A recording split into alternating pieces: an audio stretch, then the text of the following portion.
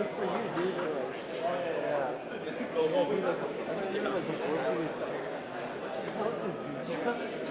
So she tried to do fundraisers to present it to the class, and she was so awkward when she was talking about Zumba, fucking Zumba, and then she stopped talking for like 3 seconds. All of a sudden she starts talking again, and I'm just like, no, she's like a person that, yeah, like it's like quiet, but we're all just like talking, and so everyone like starts clapping, and we're like, oh, it's not, like, get off, huh? Holy shit.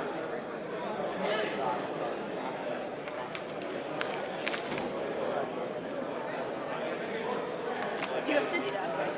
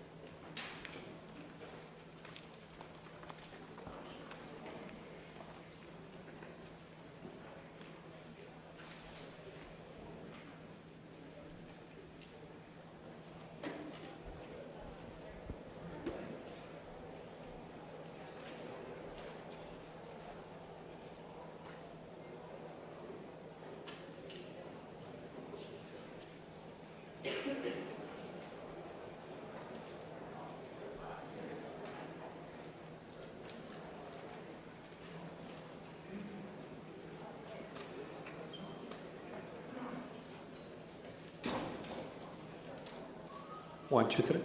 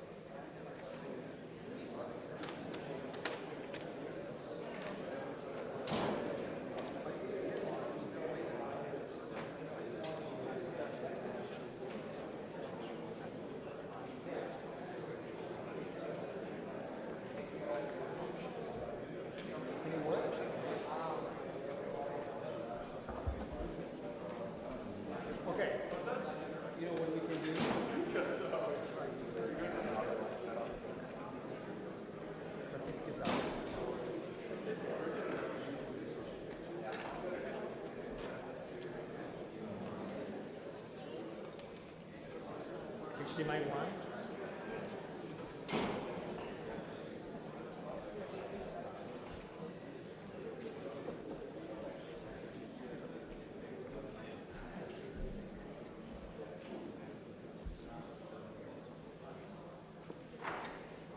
Okay, try yours. Can you give your talk now, Chad?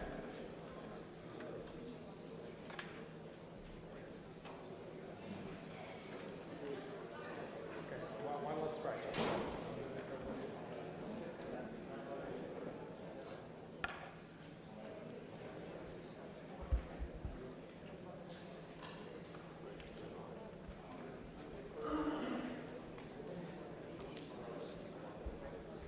I can hold it.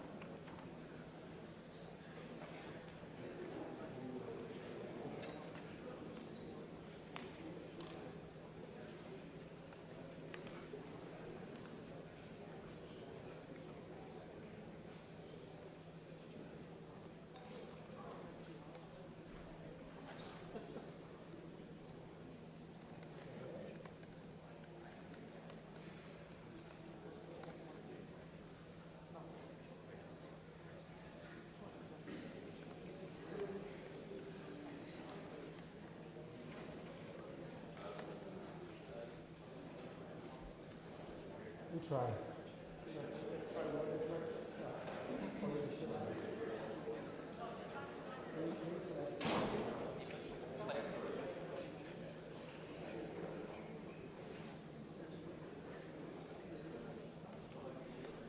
You must eat some signal.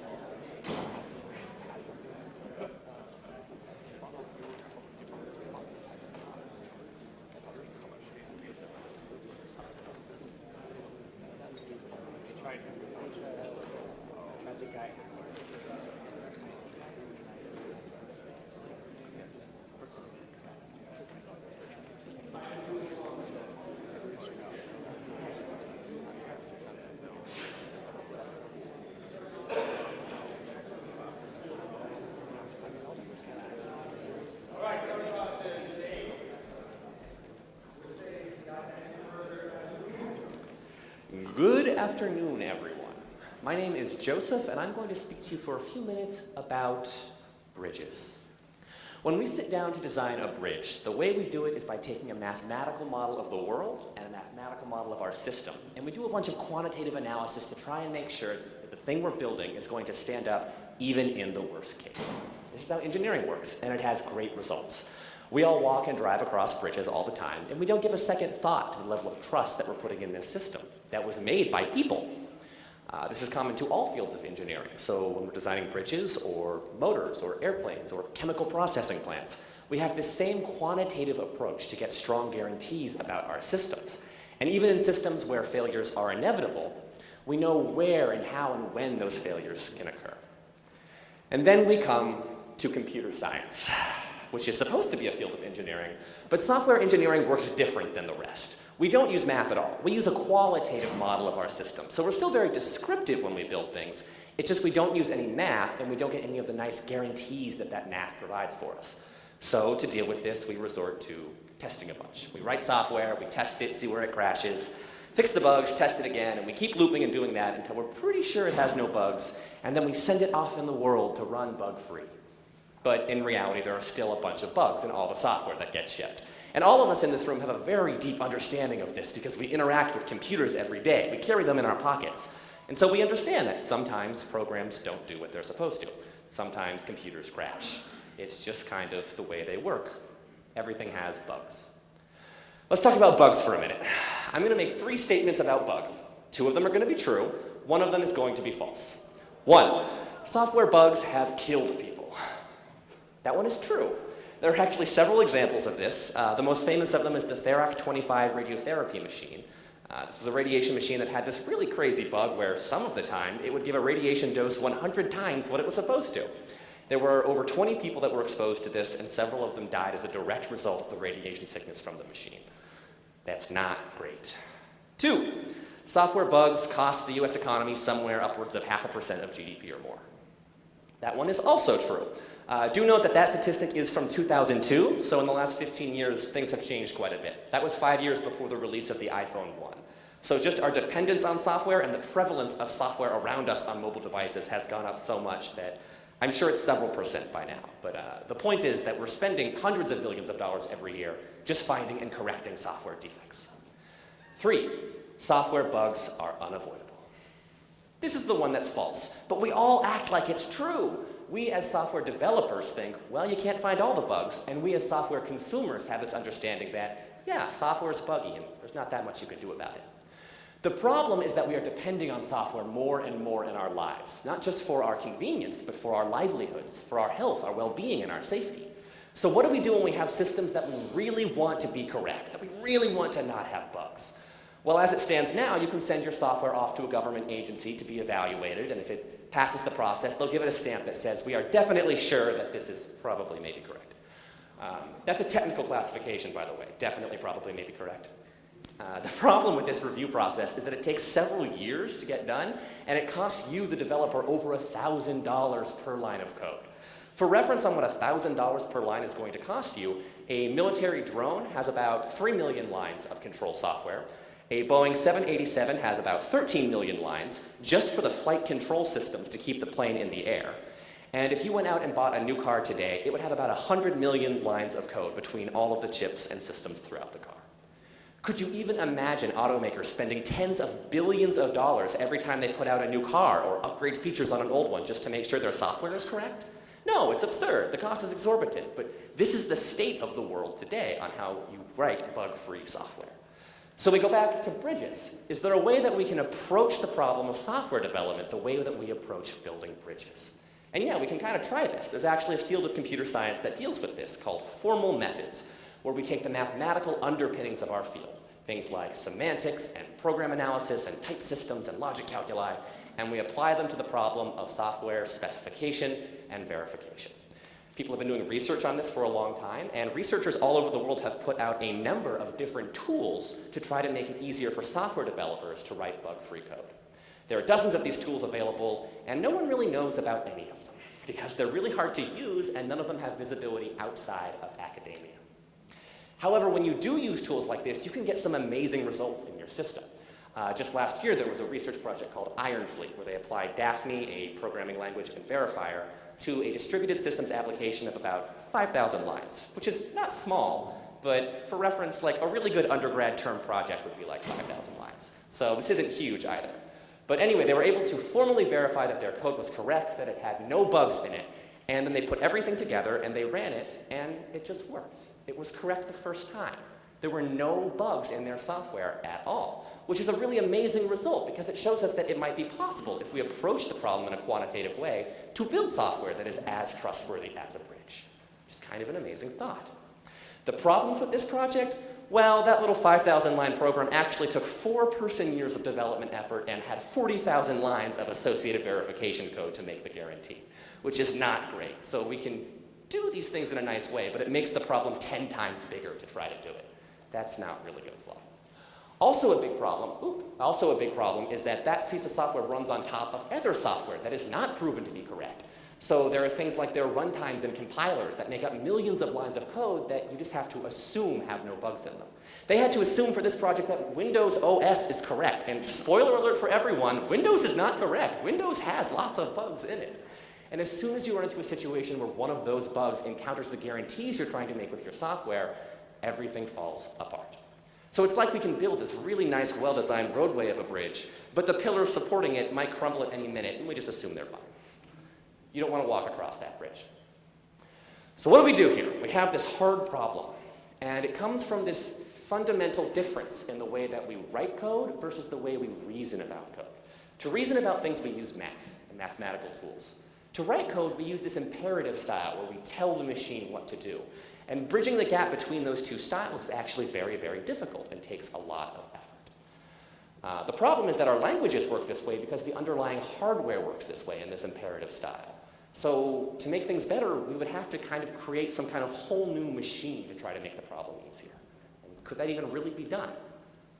Well, yes, it can, and at UCSB we actually did do that. So we had this research project called ZARF that is a couple years underway, where we have built a totally new computer processor designed specifically to make the problem of program verification more amenable, to make it easier to reason about programs. So we throw away everything we think we know about processors and build something totally new that operates off of functions and math, which is kind of crazy to think about in a computer. To try to verify that this does what we think it does, we built an example application, a little medical device called an ICD, an implantable cardiodefibrillator. This is a device that is implanted in a patient's chest cavity, monitors the heart for life-threatening arrhythmias that are leading to cardiac arrest, and in the case that one occurs, administers a series of pacing shocks to try to restore normal rhythm to the heart. So we built this little application of about 1,000 lines of code, and in the course of a month or two, we're able to just verify that it's correct. And because we're operating directly on the machine code of the system, we don't have to deal with any other software. We have no compilers, we have no operating system that we assume are bug-free. All we have is this one program that we've proven correct. So we solve a lot of these problems. We create a system where we can actually reason about the code. We create a system that doesn't rely on associated tooling that you have to assume is correct. This does come with a cost. This is a research prototype, so it is much slower than a processor that you can just go out and buy in the store. For a lot of domains, getting a bug-free correctness guarantee is worth sacrificing on performance. For a lot of other domains, you can't really give up that performance, so it's not good enough. So where do we go from here? Right now, we're in a state where we can build small software systems and prove that they're bug-free, but we have to make a lot of assumptions, and we have to spend a lot of time and development effort to get it to work. We can build novel hardware that makes the problem easier and solves those problems, but it introduces this new problem where we have performance to deal with. So there are issues that we have to grapple with right now in the research, but overall, the direction is very promising, and we are moving closer towards this ideal of full system verification, where on your phone or on your car, all of the software from the hardware up into the app you're interacting with has been verified and is proven to be correct and free of bugs and is not going to crash. Which is kind of crazy to think about, that one day we could live in a world with bug-free programs. It is a lofty goal, but I believe the research is promising and we are moving towards it. I don't know when we'll get there, but we're moving one step at a time. At UCSB, we are doing our part with our research to try to get us there. So I do believe that one day, I don't know when, I will see all of you there in our beautiful and shiny and bug-free worlds. Thank you.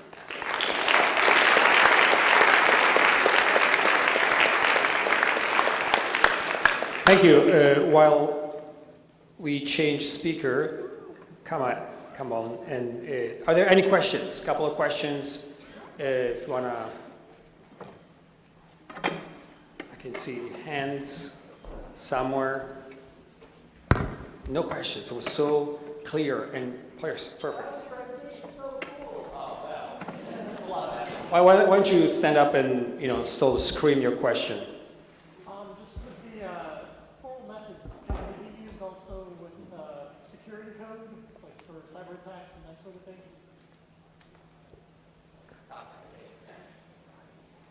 So the question was if formal methods are also applicable to the domain of security code to try to prevent cyber attacks.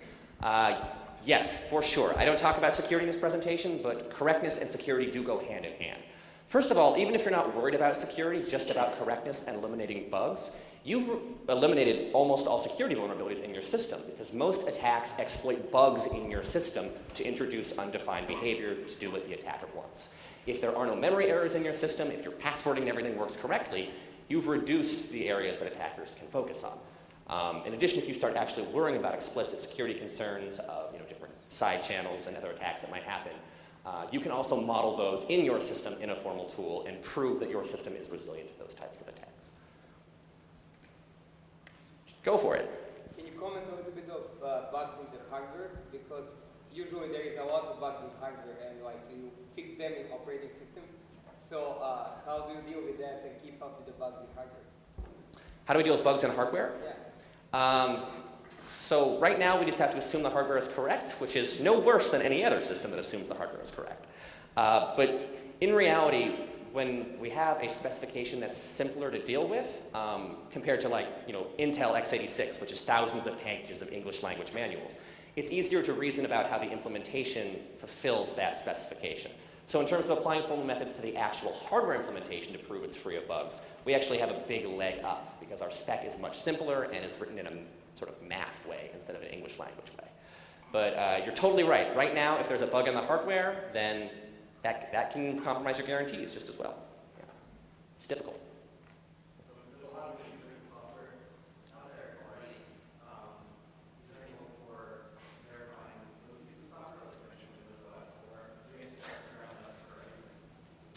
Okay, so there's a lot of software out there already that is mission critical. Can we verify that? Like Windows. Not about verifying Windows. Windows will do its own deal. It's fine.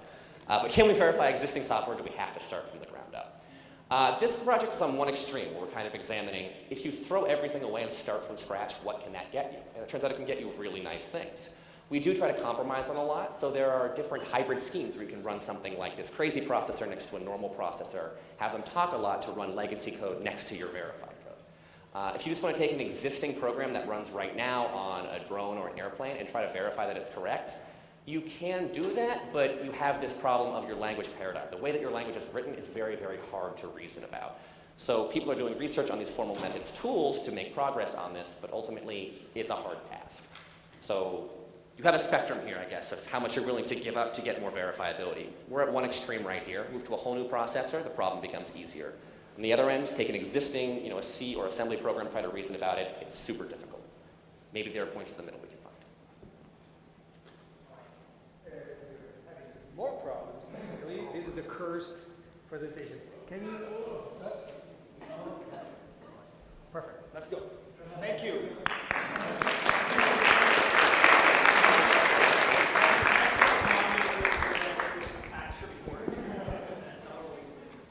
All right. So is this mic working? Cool. Awesome. So my name is. No, it's okay. I can just use that. So my name is Bola, and I'm a fourth-year PhD student working with Professor Ben Zhao and Heather Jen in SandLab. So today I'm going to talk to you about cell phones. So this is probably the most important item in our lives right now. So we use it for almost everything, to connect with friends, to call a ride. We put our credit cards in it, and also boarding passes, and we use it to find a place to live and sometimes catch a few Pokeballs. Right. So this little item has become my virtual representation in the digital world. But this is me in the digital world. But let's look at this from the other side of the picture. Let's all assume that we're app developers today. We're Snapchat, we're Facebook, and we're trying to serve millions of users today. So what would the picture be look like? So when our server is trying to connect with a remote instance of our app, we're assuming that we're interacting with a real human behind the screen. So this is a very easy assumption to make, and this is very convenient in most cases. But the problem is that this assumption is wrong. So let me give you a few examples. So what you see in this picture is a woman sitting in front of dozens of cell phones, and guess what she was doing? She was clicking on screens and trying to create fake Uber rides. And by colluding with drivers, they can actually create fake Uber rides and split the bonus they got from Uber. And also this picture was taken from what we call a large click farm. And the sole purpose of these mobile phones is to create fake views of online articles and then to promote content for some companies.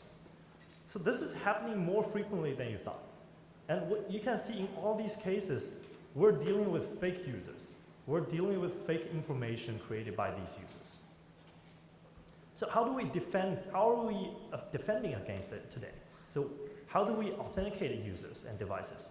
And what I mean by authenticate is that we want to prove you are a real human or you're a real device. For example, we can ask a user to register through their email address, but we all know that email address could be fake. Or we can do CAPTCHAs. We can ask a user to solve CAPTCHA to prove that they're a human. But attackers can easily outsource this kind of job to a third party with very low cost. So this is not working. Or we could do two-factor authentication. So this means that we ask for your phone number, and whenever you try to log in or do something, we will send you a verification code to your phone number. But again, there are temporary SMS services to help you bypass that. So this is also not working. So if all these methods fail, we could use something from the physical device. For example, like IMEI numbers. So IMEI numbers are like the MAC address for cell phones. So this number is supposed to be unique to individual devices. But even IMEI number could be spoofed because we can only verify that the number is in the correct format, but we can never be sure that this number is linked with a real device. So you can see the bottom line is that this is a really hard problem to solve today. So at this point, I think a lot of you may wonder that this is not a big deal because it's just dozens of cell phones, how much damage they can do. These apps are supposed to be serving thousands or even millions of users every day. What's the big deal here? But what about 1 million fake phones? Imagine how horrible it is to deal with 1 million fake users. Imagine like 1 million users calling Uber at the airport or 1 million users clicking around on Facebook. Now it starts to sound a little bit scary. And what I'm going to tell you today is that we found just the right way to do it. We found a way to create thousands or even millions of fake phones with very low cost. So how do we actually do it? So our intuition is that we found most applications, they would talk to their server using very limited APIs. So these APIs are like the special language between the app and the server. So these APIs are normally HTTP or HTTPS requests. So this makes things a lot easier because now we can just get rid of the phones. We don't even need to run the app. As long as we can learn how to speak this language between the app and the server, we can just use very simple tools like Python to mimic this language and pretend to be a phone running that app. And the good thing is that the server can never tell which one is real because we all speak the same language. So the key part is that how do we learn the API language? So we do that by running the app ourselves and then attack ourselves. So we run a man-in-the-middle attack on ourselves. This means that we put a proxy between the app and the server and use it to decipher the communication. And in this case, because we're attacking ourselves, we can just install the certificate from the proxy to the phone and make it believe that it's talking to the real server. So then we can see plain text traffic at the proxy and we can learn what the API language looks like. So this method turns out to be much more scalable than other existing methods. And this allows us to create tens of thousands of fake phones on just one single laptop. So now let me show you a proof of concept attack we did with Waze to show you how powerful these fake devices can be. So first off, a little bit background about Waze. So Waze is probably the most popular crowdsourcing mapping service today. It has more than 50 million users, and that was from 3 years ago when it was acquired by Google. So what it does is that it uses the location, real-time location information from its users, and then to infer real-time traffic, something just like Google Maps. But what makes Waze interesting is that users can actively post roadside events on Waze. For example, like traffic accidents, police cars, or even speeding traps. And Waze will then alert other users about these events. And also Waze has this social function to allow you to see users around you on the map and let you interact with them. So as you can imagine, one of the things we can do is just to post tons of fake events on Waze, like traffic jam on 101 or lots of police cars in IV. So this is something we can do, but this is not the worst part. The worst part is that attackers can now use these fake devices to actively track users in real time on Waze. So because if you look at the map, notice that these little icons, so these icons actually reveal the real-time location of users on Waze. So let me give you a more concrete example to show you how this attack works. So let's say someone is trying to track me while I'm using Waze. So this is where I started. And let's say the attacker either knows what my Waze username is, or he sees me pulling out of a parking lot. But either way, he knows this is me. So what he will do is that he will place all his fake devices around that location and try to catch my next location on the map. So I'm driving on the highway and he sees me on the map on his phone. So he will drop a pin and then moves all his fake phones with me as I drive along. So this is how the attack works. So he keeps on doing this until I reach my destination. So now he knows where I am along the trip. So this is just a very toy example, and you can even do it by yourself. Just keep refreshing your screen, and probably if you're lucky enough, you can probably see me on the screen. But now with millions of these fake phones, they will make sure that attackers will never miss their targets. It doesn't matter how crowded the area is, like LA downtown, or how fast the user is traveling. And also, the attacker may not be tracking one single user. They could be tracking all users on Waze at the same time using the exact same method. So now you can see our techniques, it makes all existing attacks much more powerful, and also it makes a lot of attack angles possible that were not possible before. Right, so the most important thing is that this is not just about Waze. So this applies to all the applications we explore. We explore a lot of popular applications, and we found that this same vulnerability exists in all of them. So we managed to reverse engineer their APIs and create lightweight clients using simple scripts.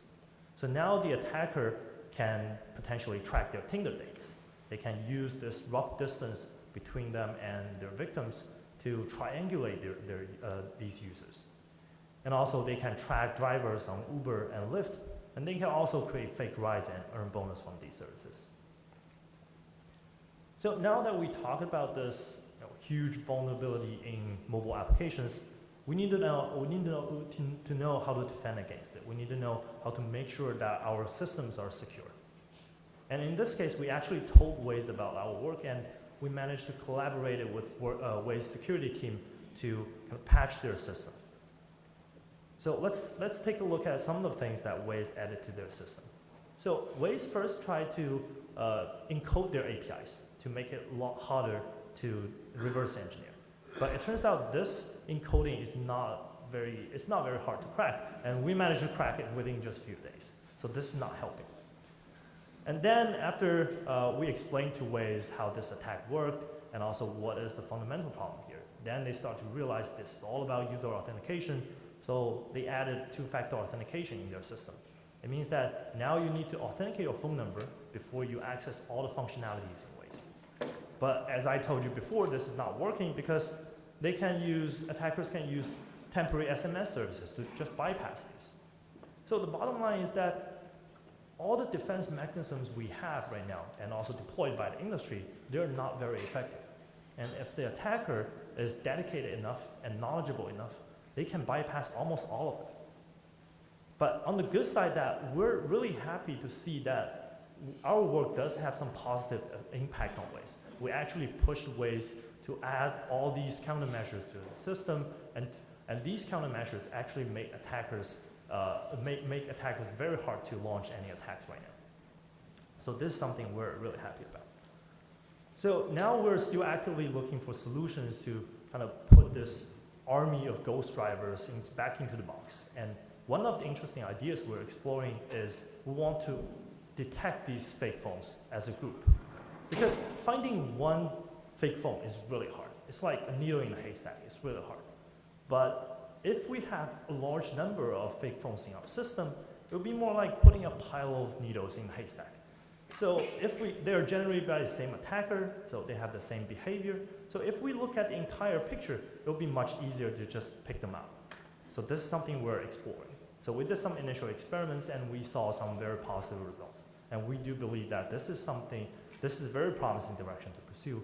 And I think this could potentially be the solution to the fake phone problem. And that will conclude my talk, and I'm happy to take questions. Thank you.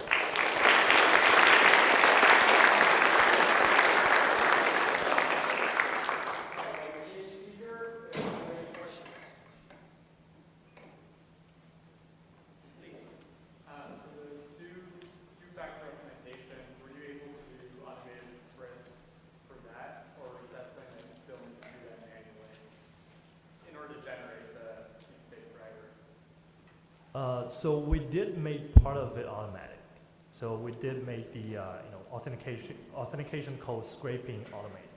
And so we haven't figured out how to automate it for every single app because that requires a lot of work. But I would assume that an attacker, if he wants to attack one single app, that's totally doable. The authentication part is the authentication code extraction part is totally automated.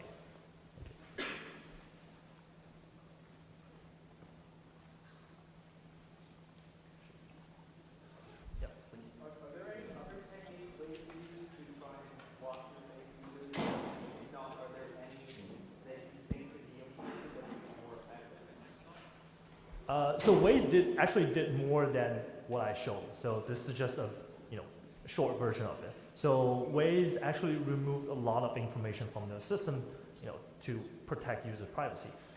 This is something they did, but it didn't work because when you are still using Waze, when you are actively driving, you can still be tracked. There are also some other techniques Waze used, but it turned out to be not very effective.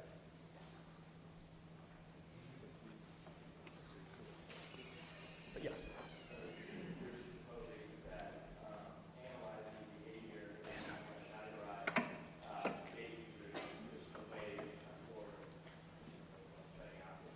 Oh, I'm sorry, can you say that again?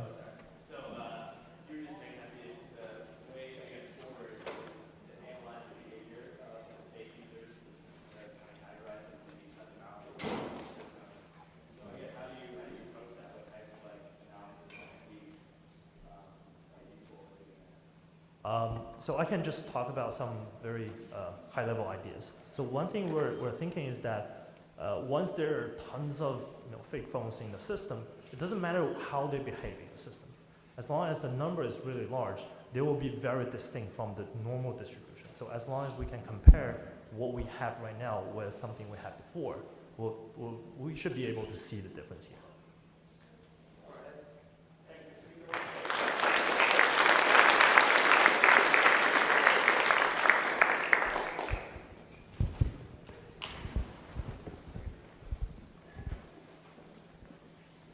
Hello everyone, my name is Semih and I'm a third year PhD student working with Professor Shifeng Yan.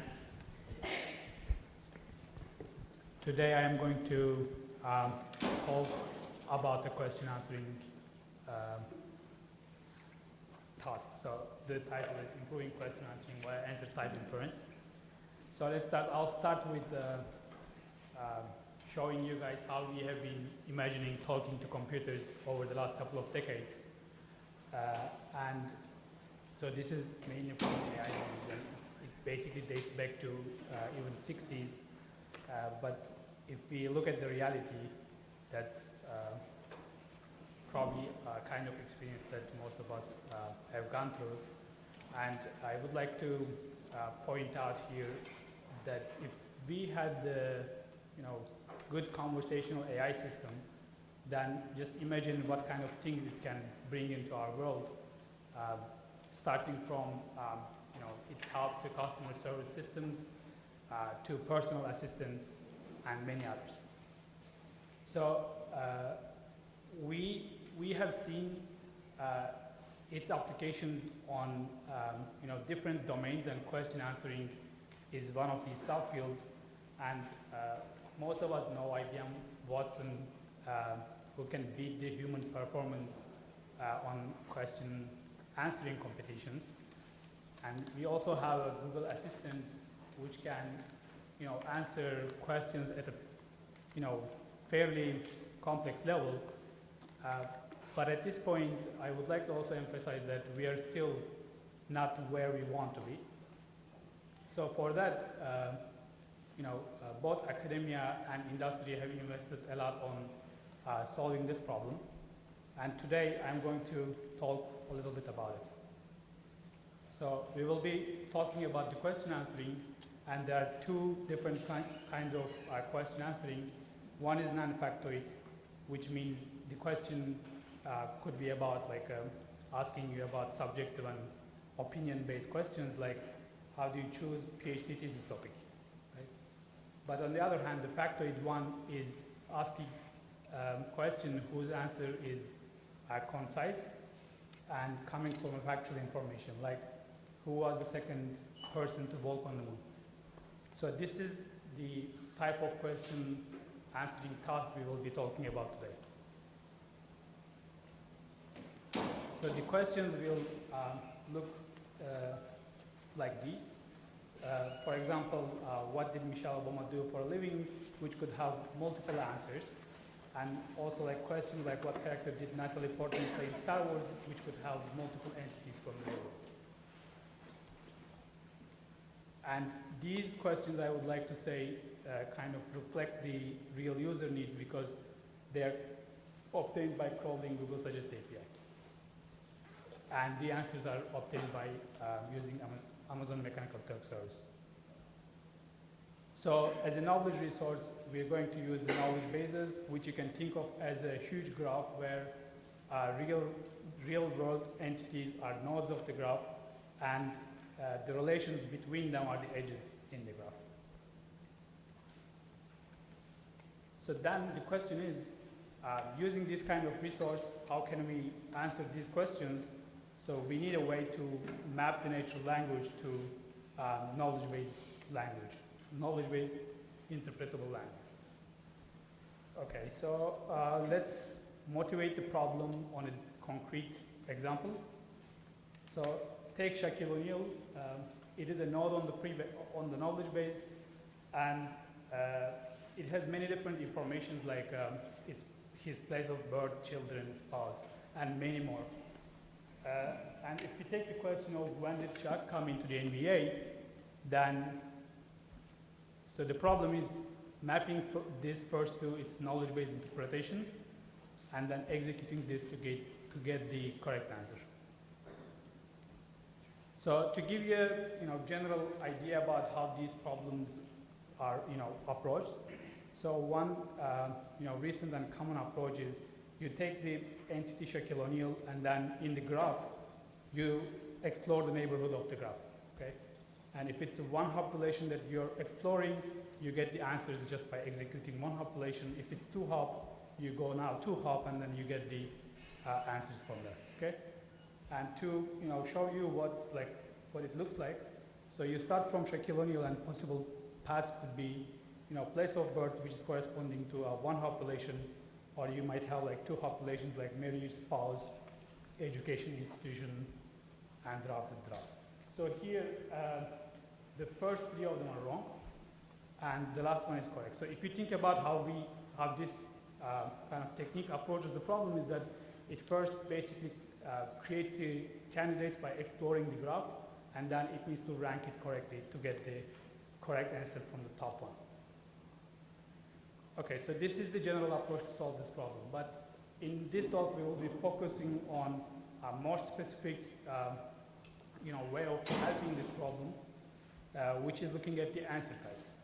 So in this case, if you look at the answer types of the first three candidates, they are location, person, and educational institution.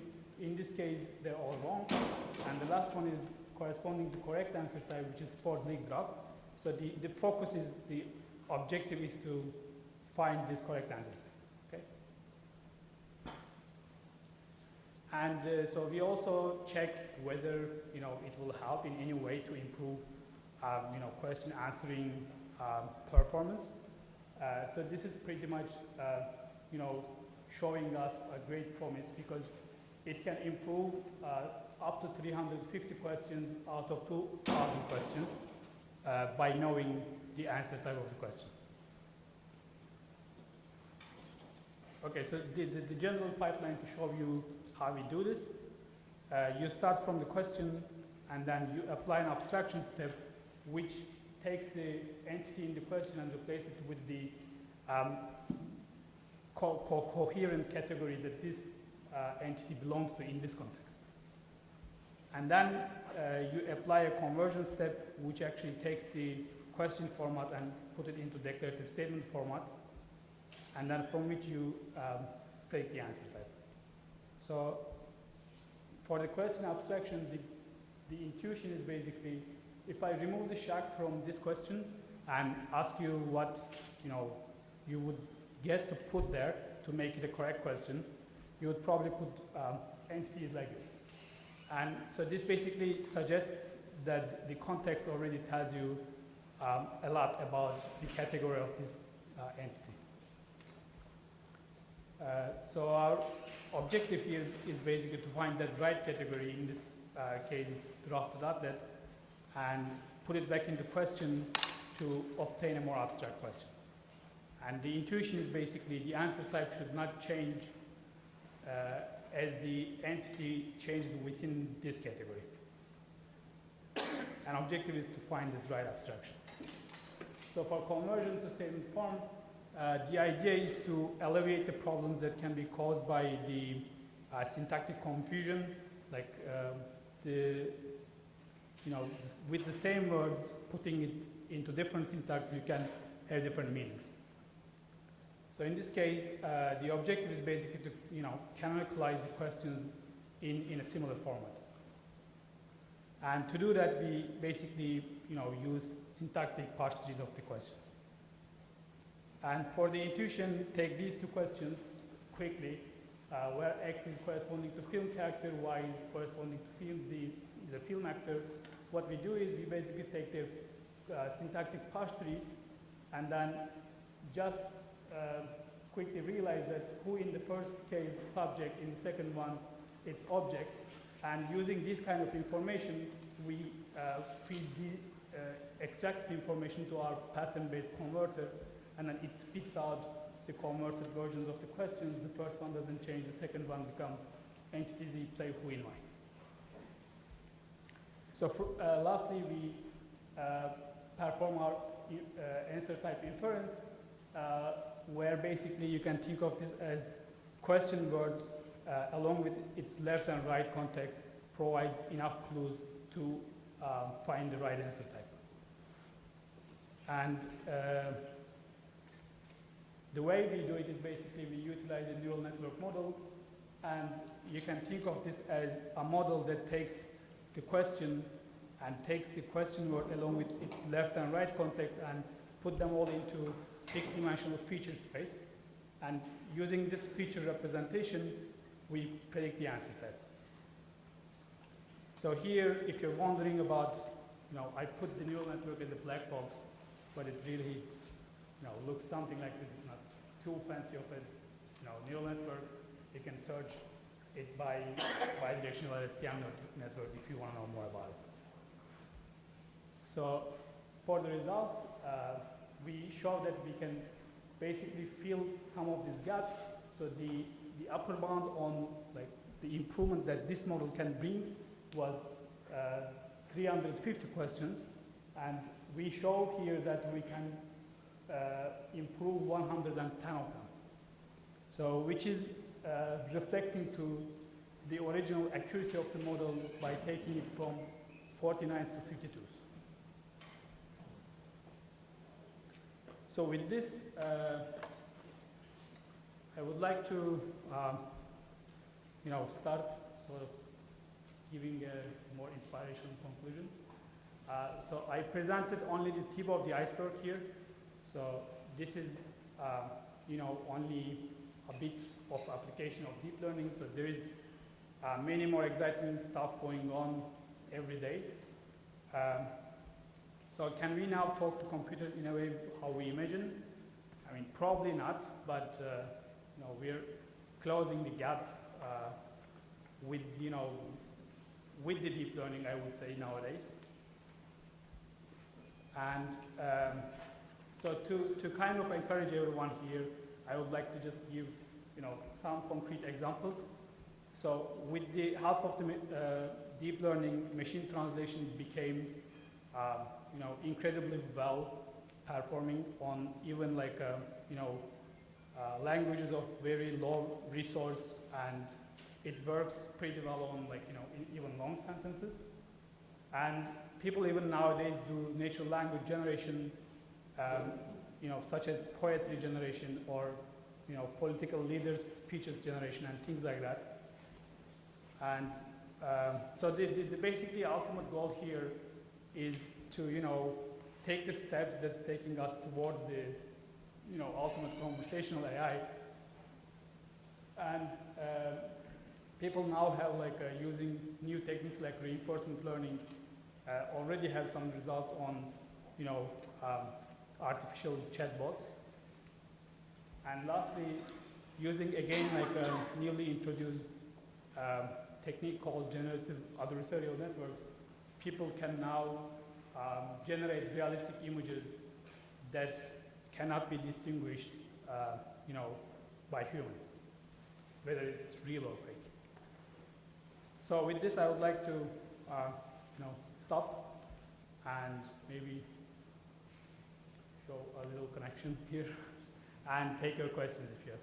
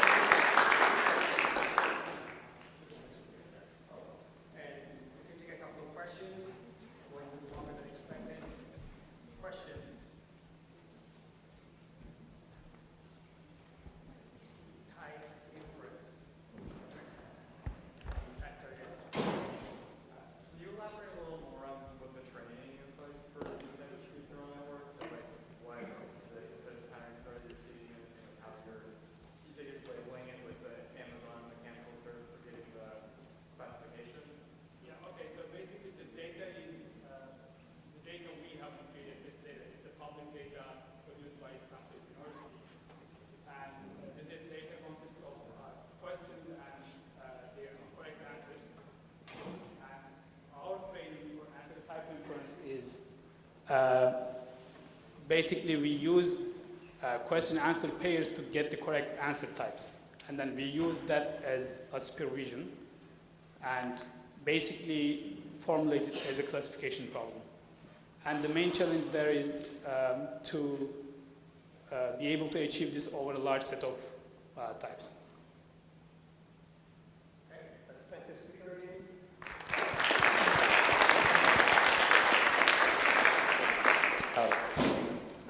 All right, you can definitely tell it's a computer science audience with everybody way, way, way in the back.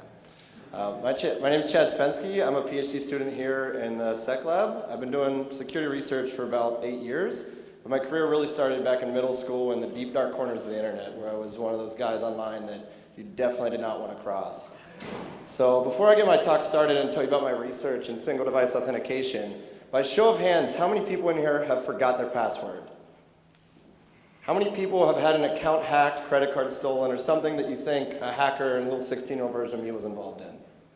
Okay, unfortunately, you're probably all affected by both of those, and that's actually only a small part of a much larger problem called authentication. And this is something that humans have been wrestling with for a really long time. And it's the general problem where you have to convince someone or something that you're you and not somebody else. And we've come up with many different schemes over the years to try to cope with this problem. Starting all the way back with the physical keys that we had to get into our house, we started with skeleton keys. And as technology has advanced, we've seen the authentication problem advance. So we then went to wireless keys, and then things like smart cards and smart card readers to get into offices for convenience and added security. And then as computers started becoming more advanced, we move on to things like passwords, two-factor authentication that you heard of before. But all the while, there's these jerks on the internet, like me, that are just down here trying to break all of these, and over the years have actually been able to break all of them, right? So this brings up an interesting idea, at least for me. I'm carrying all of these things in my pocket. They're all broken, right? There's ways to pick locks. There's ways to break two-factor authentication, as we just saw. But why can't I use my smartphone? I have this amazing device in my pocket, and it's the perfect attributes of an authentication device. First, people love them. People don't like passwords, but their smartphones, they're so addicted to them. I know my 13-year-old sister, if I steal her phone, she goes crazy until I give it back. If I steal her password, she doesn't care or know. They're really easy to use. You can give them to children, right? Anyone can sort of pick up a smartphone and sort of manage the interface and figure out how it works. And on top of those interfaces, they already talk to your world for you, right? They already connect to your car when you get in. They connect to your smart home. They connect to your computer, play your music. So they're already connected to our world. And for me, most interestingly, is there's really great security features in these phones. Over the past decade, they've put a lot of secure hardware in there that lets us do things that there's no way we could have accomplished before.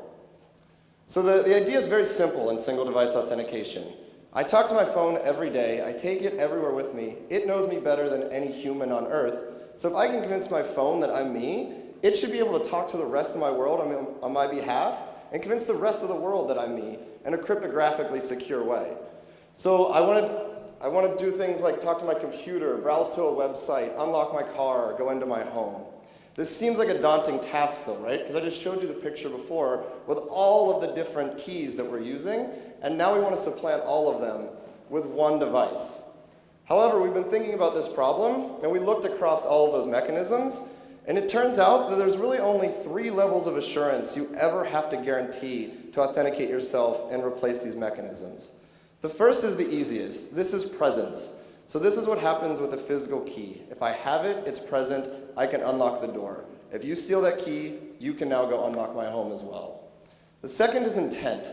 This one's a little more subtle, but this is where it requires a human to actually be involved.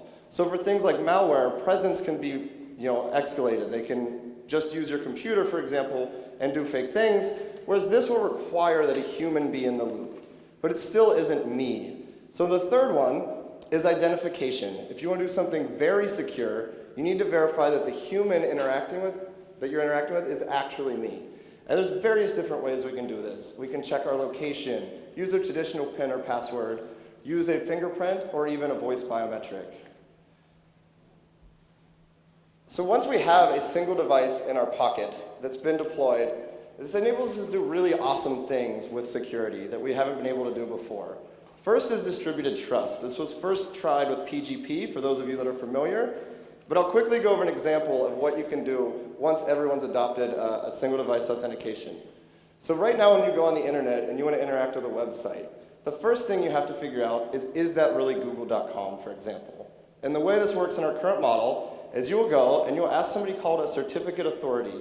These are put in there by your browser. There's hundreds of them all over the world. And that certificate authority or certification authority will come back and give you the thumbs up. This all happens behind the scene, and you have no clue what's going on, but you get that nice shiny little lock that makes you feel good about yourself and keep browsing, right? With SDA, what we can actually do is that now when I visit google.com, and the first time I visit them, we're going to share public and private keys. And I will pin them forever so that I will always know what google.com looks like on the internet, and they will always know what I look like. In that first pairing, so I have to verify that that's Google. I can do this with trusted third parties. These can be the certificate authorities that we already use, or more interestingly, they could be my friends who now have these highly connected single device authentication mechanisms in their pocket, all happening automatically.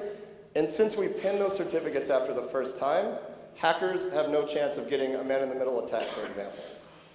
But hackers, right? They still exist. Now it's all in my pocket. Now they know where to come. This is a huge problem. There's actually the secure hardware I was talking about earlier that can mitigate a lot of these attacks. The first is a trusted execution environment. You can think of this as a separate processor running on your phone that is just used for running highly vetted, trusted code like we heard about earlier. So once you switch into this trusted execution environment, this is where all of the code running our authentication mechanisms will work. The other is the secure element.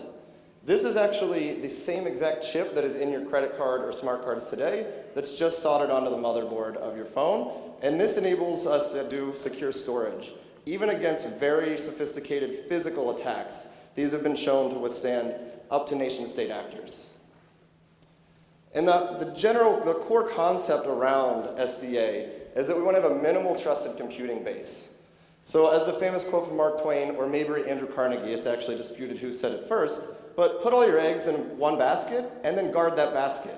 Right now, attackers can attack us on any front that they want, right? If they can come at our websites, our passwords, our keys, whatever, and we have no way of really defending all of those. And this is adopted from the famous military strategy called a choke point, where if you had a smaller force like 300, you could actually defend a larger army like the Persians. And in our case, that's exactly what's happening, right? I can't defend against, the entire world. And the greatest thing of all, to bring this all back into perspective, this offers cross-domain authentication. So we're not just protecting your websites and your passwords, but we're actually authenticating to everything through one device. We currently have prototypes deployed that work on OS X, Linux. We have a Chrome browser that will encrypt all of the keys if your phone isn't present. We have a Flask plugin so that we can add this to websites. And we've even gone to the physical world. So we've actually have a couple embedded microcontrollers that now protect our lab, so we can enter our lab with our smartphones. And it's going to be in my Dodge Ram truck in the next month or two. So I'll have one of the most sophisticated Dodge Ram trucks from 2006. The final question, for those of you that have been paying attention, that I'm sure has been lurking on your mind, what if I lose my device, right? Now it's my everything. This is the single point of failure. You just said that, and now I'm going to drop it in the toilet. That happens, right? And this is where I think the really cool research questions come up. I think a lot of these are open problems.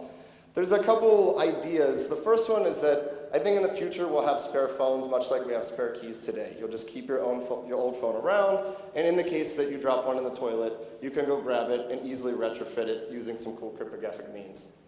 Of those means, I think the coolest to me is leveraging friends. So like I said before, everybody's phones are doing these protocols in the background anyway.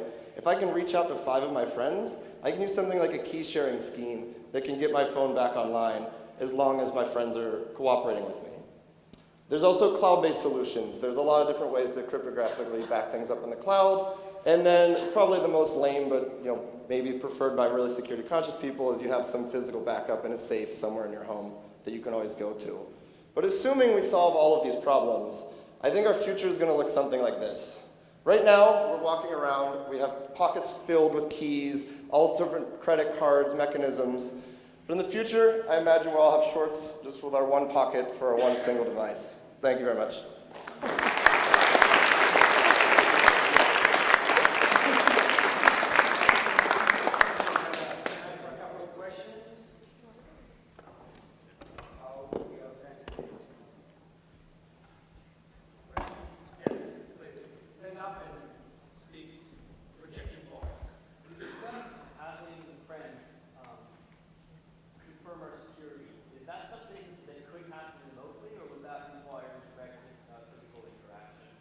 It would happen remotely, ideally.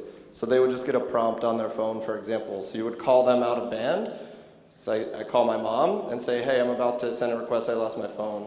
As I'm on the phone with her, it pops up. She says yes, and that would complete the protocol.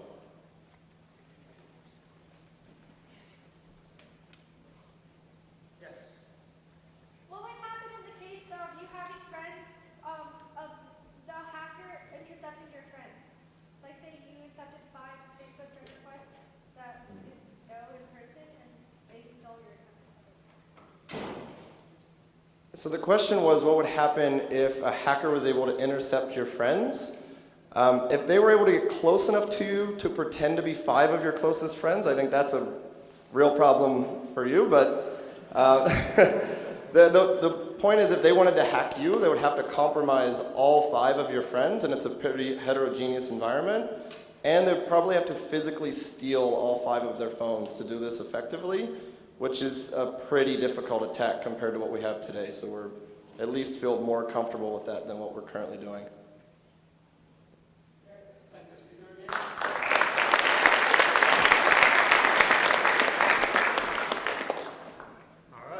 Hello everyone, I'm Geralder.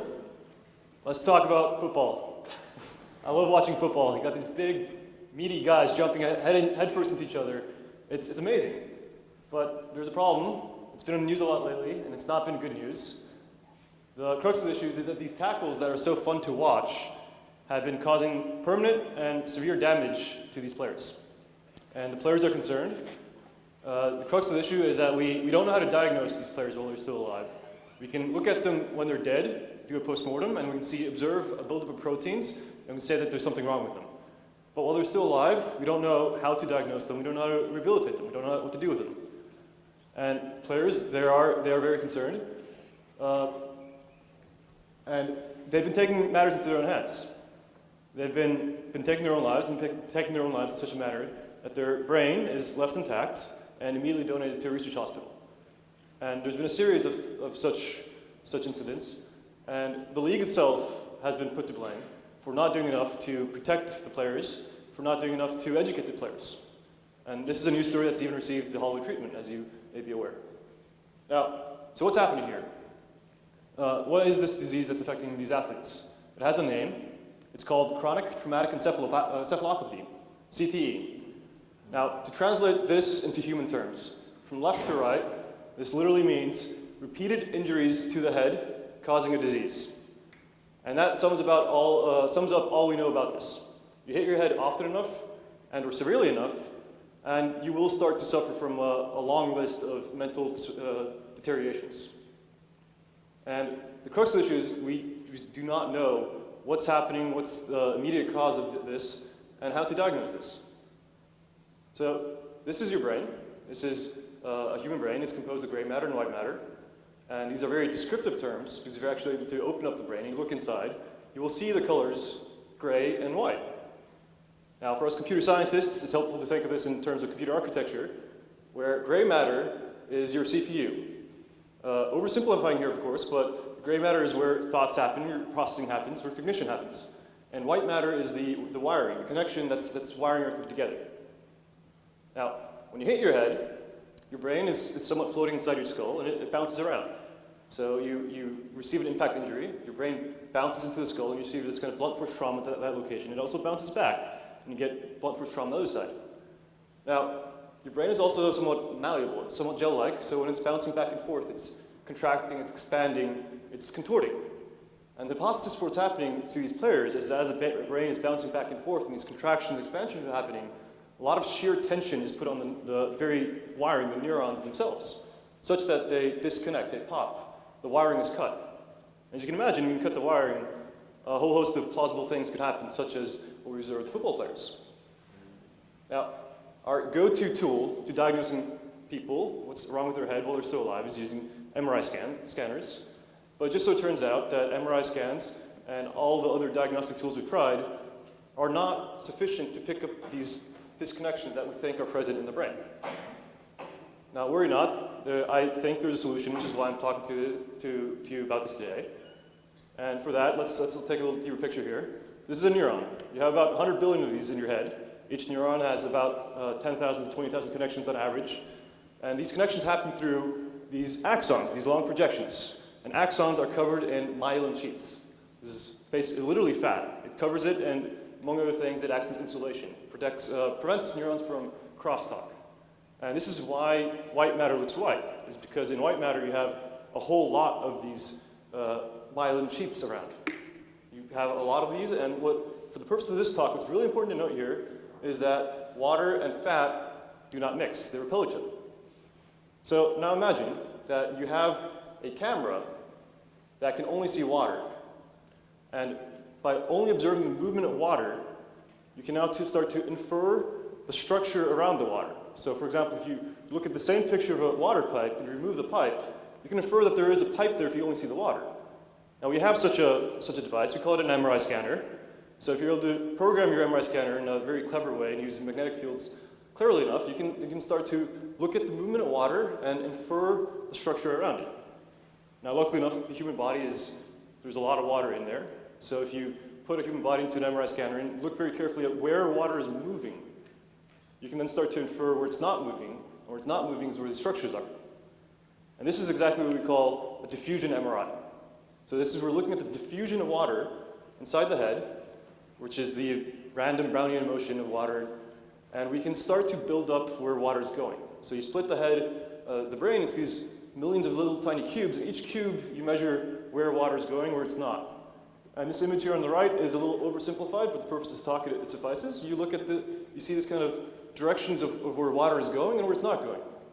And from this, you can start to infer that something is happening here. There's some structure behind this, and you can, for instance, draw streamlines through where you think white matter bundles are crossing. Now, this is something we've gotten really good at over the years.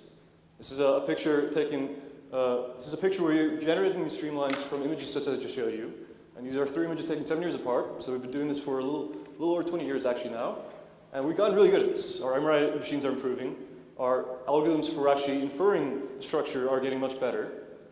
So these are very colorful pictures here. The directions, the color of the images correspond to the local directions of the streamlines we're drawing. So for instance, the first and the last image has this big red blob in the middle. That's just because wires there are going left and right inside the corpus callosum as they crisscross between the 2 hemispheres. Now, this is not just an abstract example of data that we can look at. This is actually what the brain looks like. If you were to open up the brain, you'll actually see these connections. You see these bundles of neurons crisscrossing through.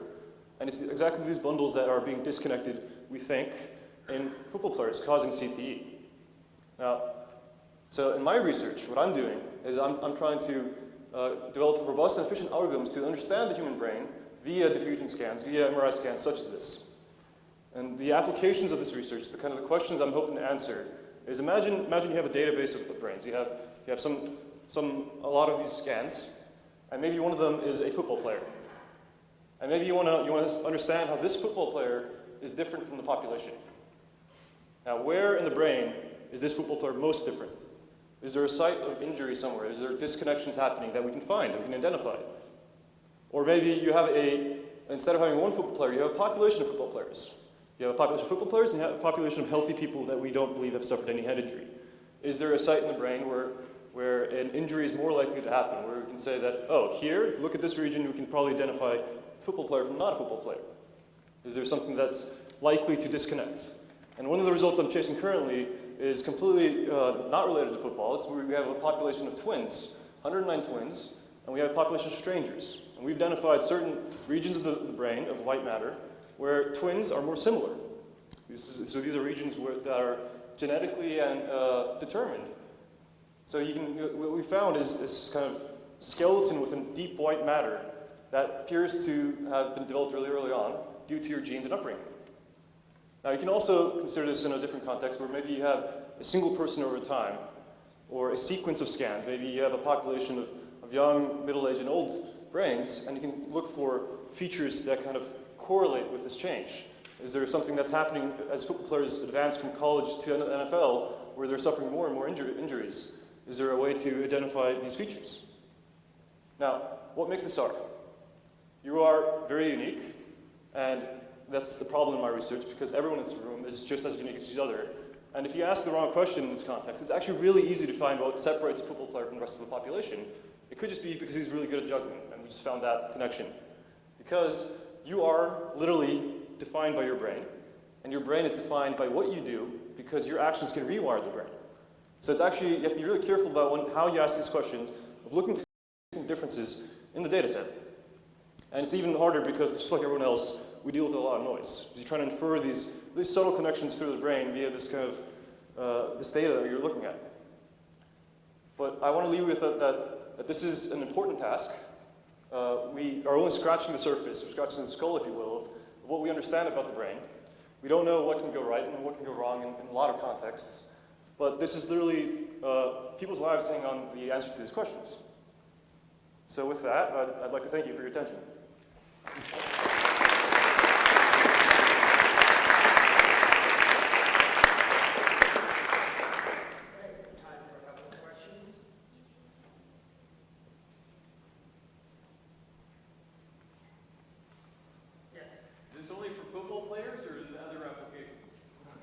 That's a great question. So is this only for football players? So a lot of my research currently is looking at a database called the Human Connectome Project, which is a large multi-year, multi-university project where they've taken a population of about a little over 1,000 people, various kinds of scans, so both these diffusion MRI scans I'm looking at, also functional MRI, which you can look in context of each other, and they've released that publicly. So I can go and talk to them and download their data set, which is kind of the largest data set available for these studies.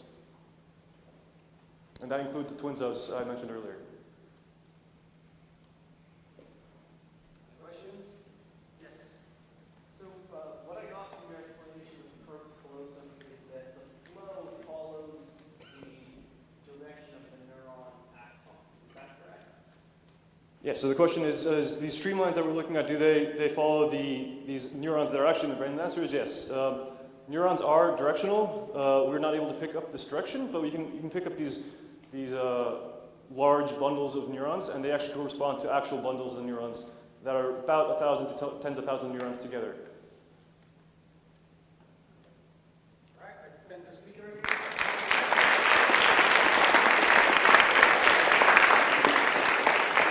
So I think we have around half an hour of break.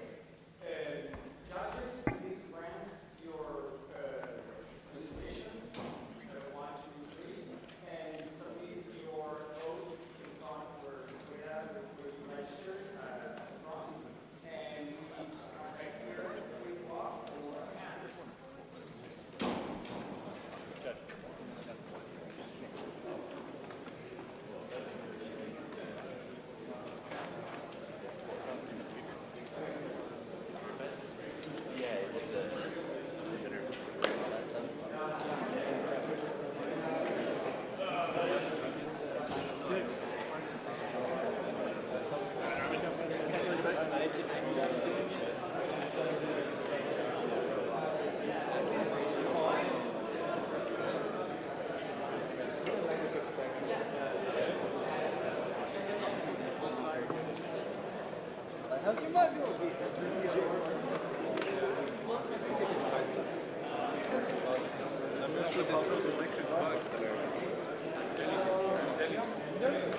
Yes, that's right.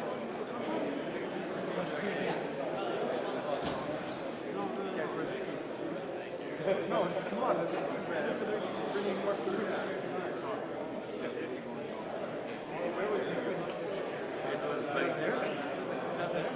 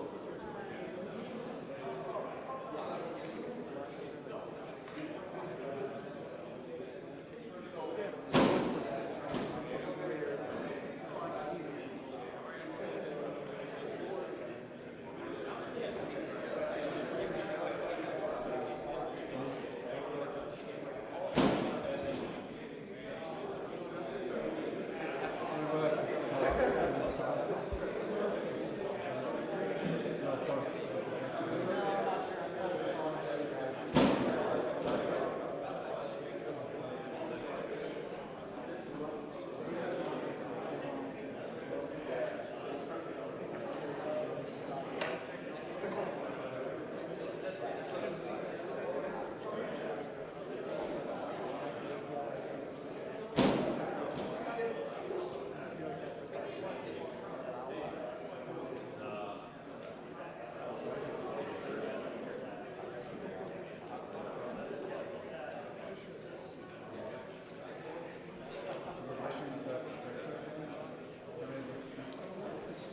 that's one thing we should do, right? To get the right.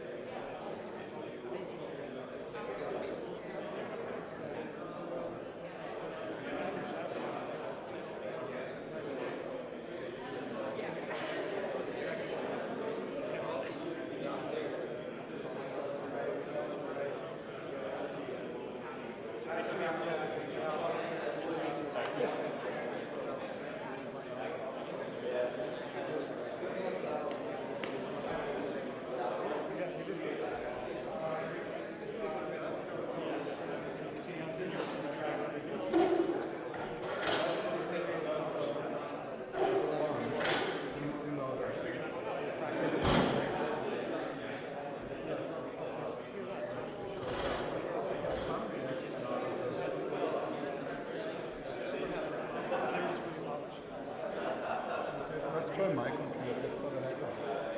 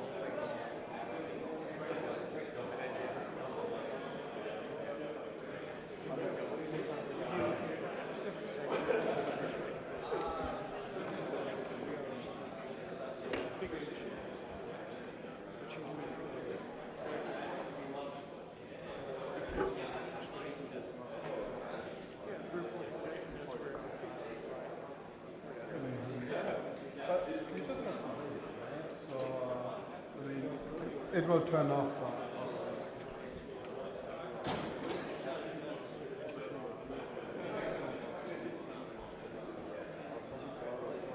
What about a power outage?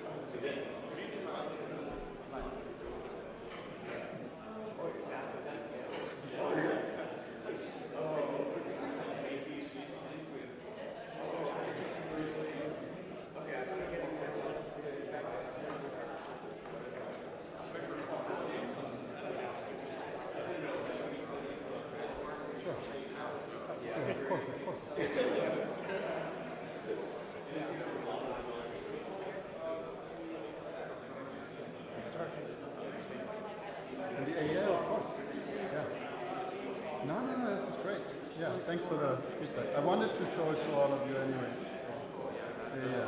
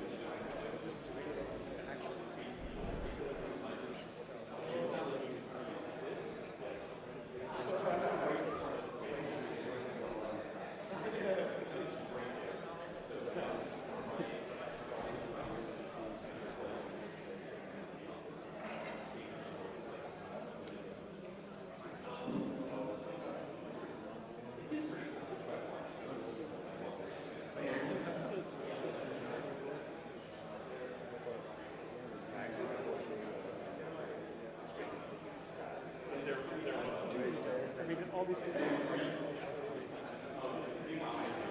Just today. That's what compare catch up. In the long run, I think it's probably a transition from starting to take so when it first got out, we're screwed. I've never done it serious over there.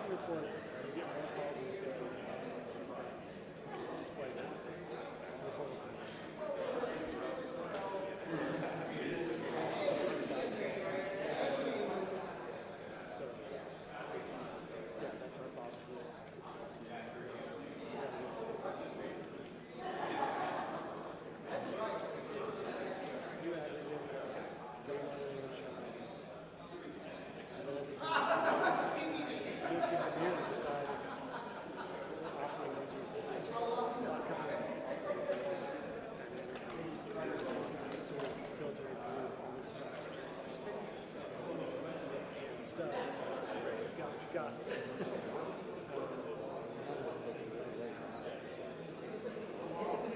This is costs a lot. This is what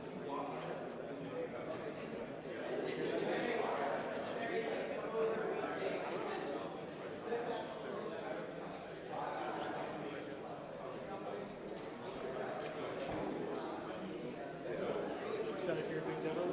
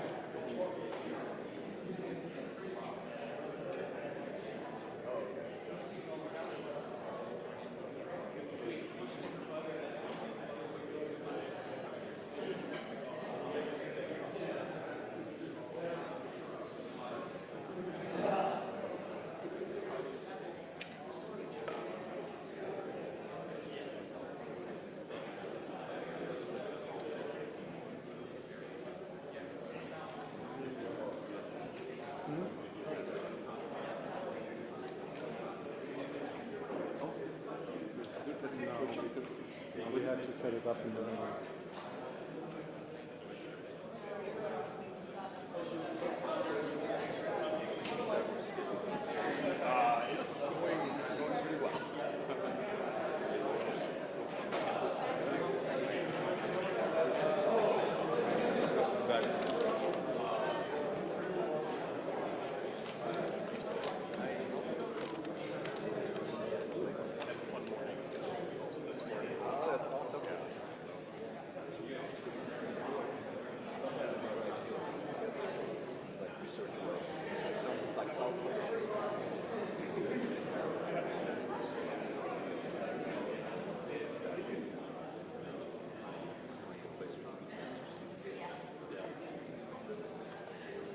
Hello everyone, my name is Jack Alexander. This is the alumni panel for today. We've brought in 4 very qualified alumni to speak to our undergraduates and graduates and professors, I believe, about their experiences in industry. Our event's called Reports from Your Future, and it's organized by the Undergraduate Affairs Committee, which is a collaboration between undergraduates and professors to encourage interaction between those two groups and communication for both their benefits.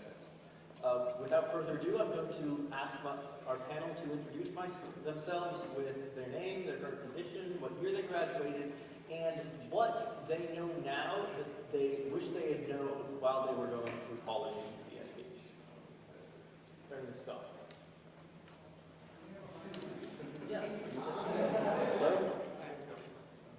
All right, thank you. Thank you for the introduction. My name is Scott Harriman. I'm the Senior Vice President of Engineering at Evoca. It's a software startup company located in downtown Santa Barbara. And my role is to grow that team.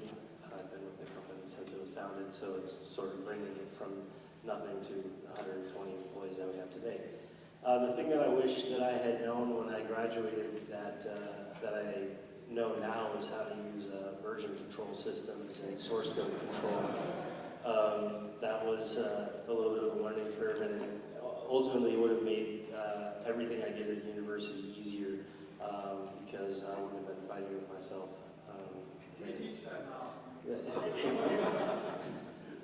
The other thing that I think would be that I think the other thing that's changed significantly that should be taken more advantage of is the number and kinds of tools that are available for doing software development that are more readily available than they were in the past. So my company happens to use Ruby on Rails, Python frameworks, etc., and doing kind of personal projects, more projects like the Capstone project.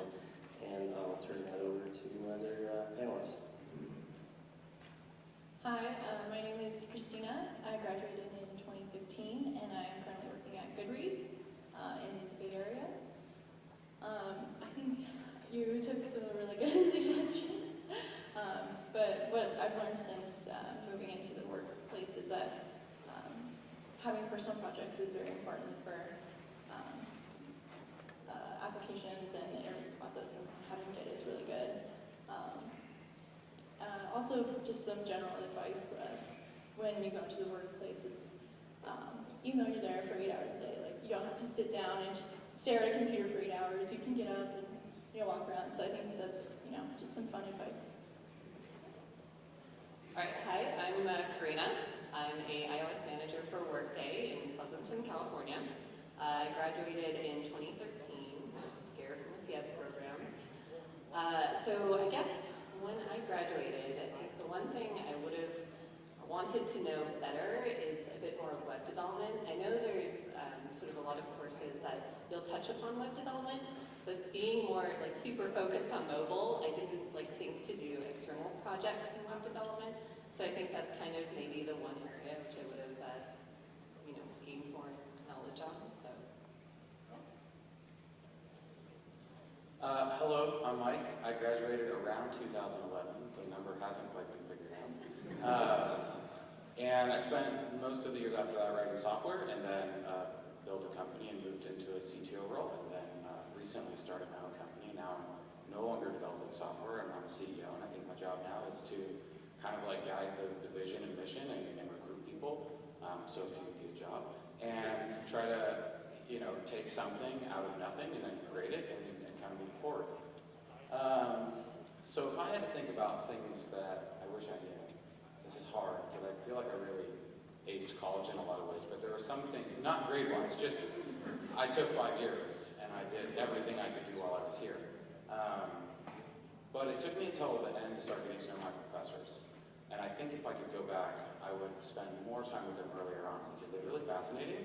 And they're in academics, but I thought startups were a totally different world. But after 7, 8 years, you figure out, well, they're really intertwined. A lot of startups are just commercialized academic projects and research. And so I wish I could have spent a lot more time. And it wasn't until Capstone, which I would tell everyone to go to and take, that I figured out that these professors are pretty cool and they're human beings and they have really interesting stories. And many of them, like Giovanni, who's sitting up front, has his own startup, a successful one. And for an entrepreneurial person, I think I wish I could have spent a lot more time with the professors. That's that. Okay, with that, I'm going to open it up to the floor for our first question. So if you have a burning desire to know something.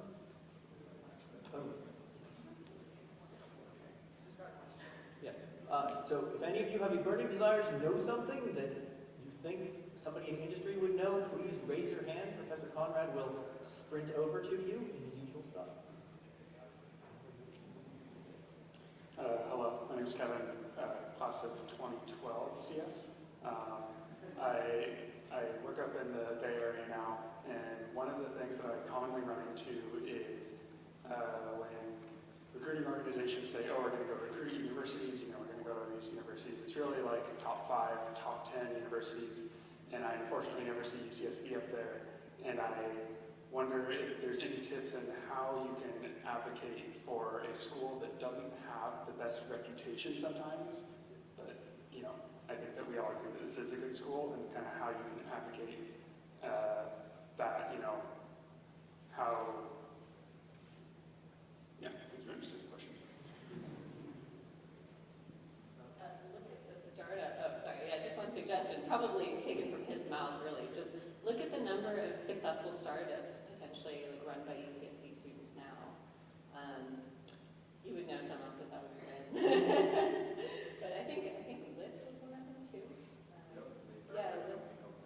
There you go, yeah. Go for it. Well, so I think the question is how do we get more fame, or how do we get put on the map as a top 10 school? Because those of us who went here know it's a good school, and we're placed at great companies like the Googles and Facebooks and Amazons of the world, and Apples, and pretty much everywhere there's a couch show. I think this event here today is the start of a big monumental shift in how the computer science department thinks about its engagement with the broader community. And things like Capstone have always been a big deal, and I think putting undergrad and grad together and kind of putting on a podium all of the great things that are happening here is the first start. I noticed today at the tables there was Google here, and there's not always, Google hasn't always been here, right? Giving out cool socks, which I really want a pair of some of that guy's here. But they were here, and then they'll go, and then they'll come back, and I think we need to continue to have events like this and make them more broad and make sure that I'll stop hogging the mic, but to make sure that we keep showing off the exciting people here.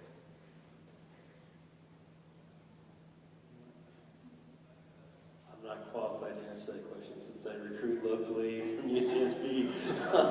This is where I come to find interns and employees. So, and then for myself, working the alumni network has been pretty important to me. So. I think also just referring other people that you know in your network to the place that you're working is really helpful to get the word out there about UCSB and helping other people who are in your network. Okay, we have another question. All right, for version control, do you tend to use Git, Subversion, or proprietary software? And for text editing, do you tend to use Vim, Emacs, or integrated IDE specific to the language? I would also like to note that we would appreciate hearing about the trends you've seen in all of those areas, but particularly in the version control area. Yeah, sure. Okay. So the interesting part, so mainly in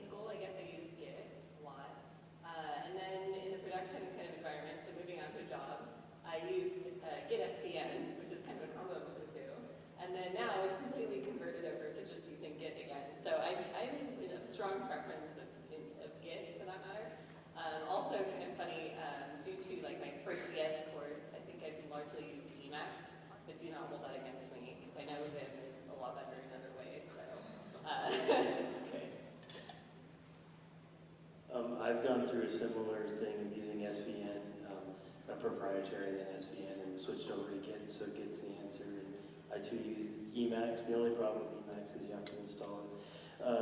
And then but I do think that using IDEs is super powerful. When I have new people come and start on my team, I sort of give them the choice of whatever tools they want. But if I see them struggling, I sort of move them towards an IDE because the power and ability to sort of be quick and learn what you're doing through an IDE is better than reconfiguring Vim or Emacs or anything like that. So yeah, I think use what you're comfortable with, but try and look for other tools that make your job even easier. Yeah, I use Git also at work. I've been in there a year and a half, and it's so easy to just share with other people and things like that. And then we also use code reviews a lot, so knowing how to look at other people's code and give feedback is it's really easy to use with Git and version control. So, and then I use Sublime as a text editor. So. Well, it seems like the trend is clear. I started on Subversion, actually working for Scott a long time ago, and actually no, Star TV. And then I moved on from Star TV to Subversion, and Subversion to Git all by the time I finished school. I'm actually a huge fan of Pico, so I just like the simplicity of it. But if I'm not using that, I did learn the power of IDEs back when NetBeans was cooler. And I think if you're using things like Ruby on Rails, NetBeans are great because it bakes in documentation and allows you to move really fast. But other than that, I'm also on Sublime now for when I do have stuff to go. Okay, Shreyas. Oh, what made you guys pick industry over academia after completing your education at UCSB?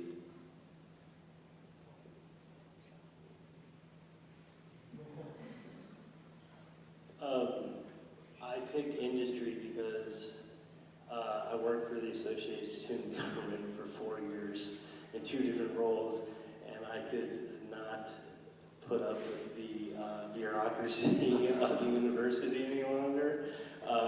So that was the first thing, and that was actually probably one of the major things is being willing to deal with the university bureaucracy versus sort of it turns out I've worked at a couple of different startups versus just sort of the pragmatism of small organizations that let you have the freedom to do what you want, which isn't to say there isn't freedom in academia, it's just a bootstrapping problem.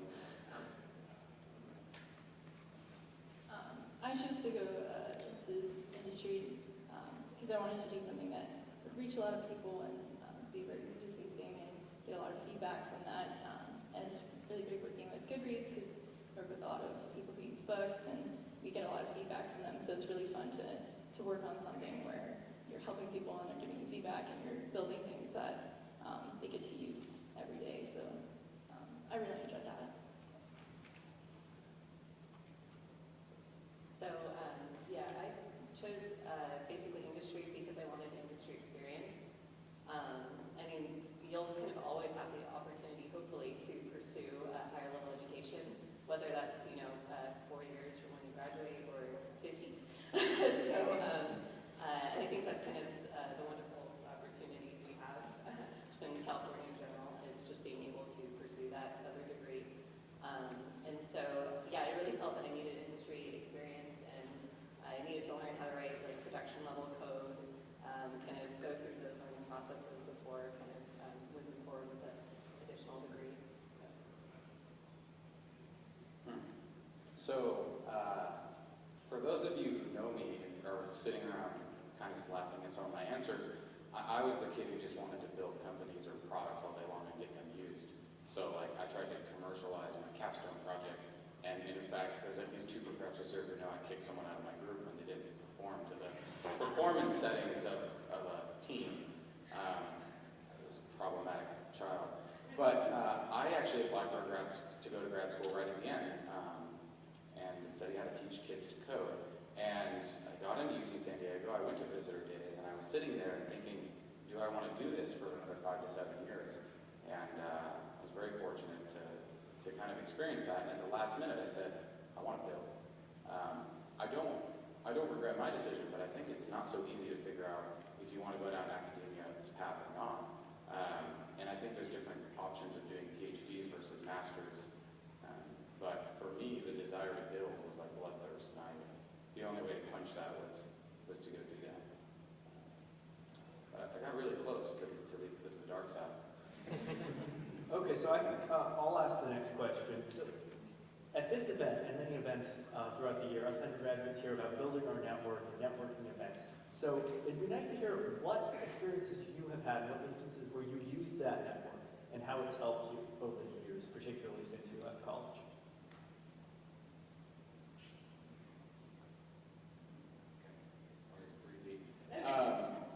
I think single-handedly the most valuable thing I did to build a network here was do Capstone. I mean, I guess I'm the poster child for Capstone, which is I took the class, loved it so much, I totally absorbed myself in it. I TA'd it the next year, and both the professors I've met, who I still stay in touch with, and also the students who I've now hired like 7 or 8 from Capstone from both years.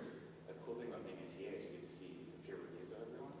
And I may or may not have saved those. And I took the highest ranking peer reviewed students and may or may not have hired them in the last company. Mostly may. But Capstone's a great opportunity to build your own really small network. And again, you get intimate with those students and peers. And so that one for me was the most helpful thing that has created an alumni network. Okay, well, I didn't do Capstone. Sure, okay. So I didn't do Capstone, but I did a lot of team projects because a lot of the professors here have that in their curriculum for team projects, which I thought was great. So I ended up kind of developing kind of a close-knit group of sort of classmates, and we do a bunch of study sessions together. We did, peer code reviews. We, so just we worked a lot as teams. And so like I graduated with about 8 or so people, maybe more, who all went to Workday in the same year as me. So it ended up having sort of these long-lasting benefits, opportunities, because I knew a lot of people in a lot of different areas of the company. So as part of that, as part of graduating with this sort of same group that goes to the same kind of large company, I got to learn about different areas of the company just by having like casual lunches with these people. So it ended up being great. And then on top of that, yeah, a lot of people went on to Apple, and then if you just keep in touch with your classmates, it's really handy for kind of getting together and like attending meetups together on tech-related topics. So it kind of just happened organically, which is nice. So I started building my network when I was in college, and the first place I started was with my professors. I actually got hired by one of my professors who was working here at the time, and a lot of what I learned about networking I got from just that original experience of looking for opportunity. And the way I really liked your answer of talking with other people across the company. That is a great way of building your network, is just knowing more people and knowing the people that you work with, and seeing how they work in the world and getting to know their spouses and things like that can really open up a lot of opportunity for you. And then the other thing is, as you said, is just the events. And it's not enough to go to an event once. You have to go every time and learn the people that are there, get to know their names, and ask them what they're doing inside the event and outside the event and at work, and just try and get to know them. You don't have to spend more than a few minutes talking to them each time they show up, but just get to know them and get to recognize everyone's face. So I have a question. Is there more on this one? Okay, so we have on the panel about covering about 15 years of experience with our undergraduate curriculum, and the curriculum has changed over the years, but there are some things that are the same. I'm curious, from your vantage point, where you are now, what will you say to the faculty about, what about your experience as an undergrad was awesome and we should keep doing what we're doing? And is there anything where you would suggest we can improve? I'm also particularly interested in anything that maybe at the time you didn't see the value of, but then in retrospect it's like, oh, now I see why that was valuable. So how about we go by your Sure. So you want to go oldest to youngest? Okay, sure.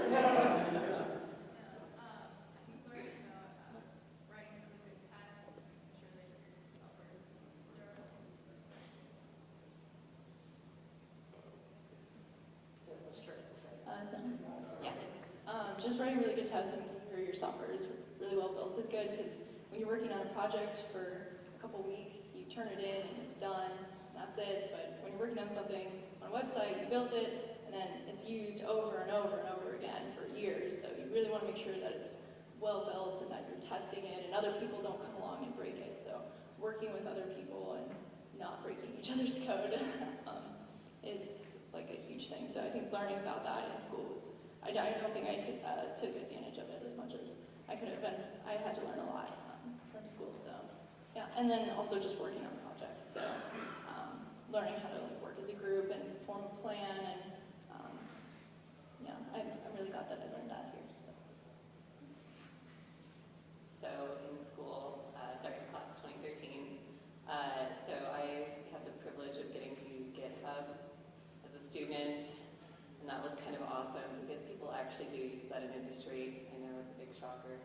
And that was absolutely awesome. So getting the chance to learn GitHub, know GitHub, learn how to use it, and the advantages of learning Git, like I said before, have proven incredibly helpful.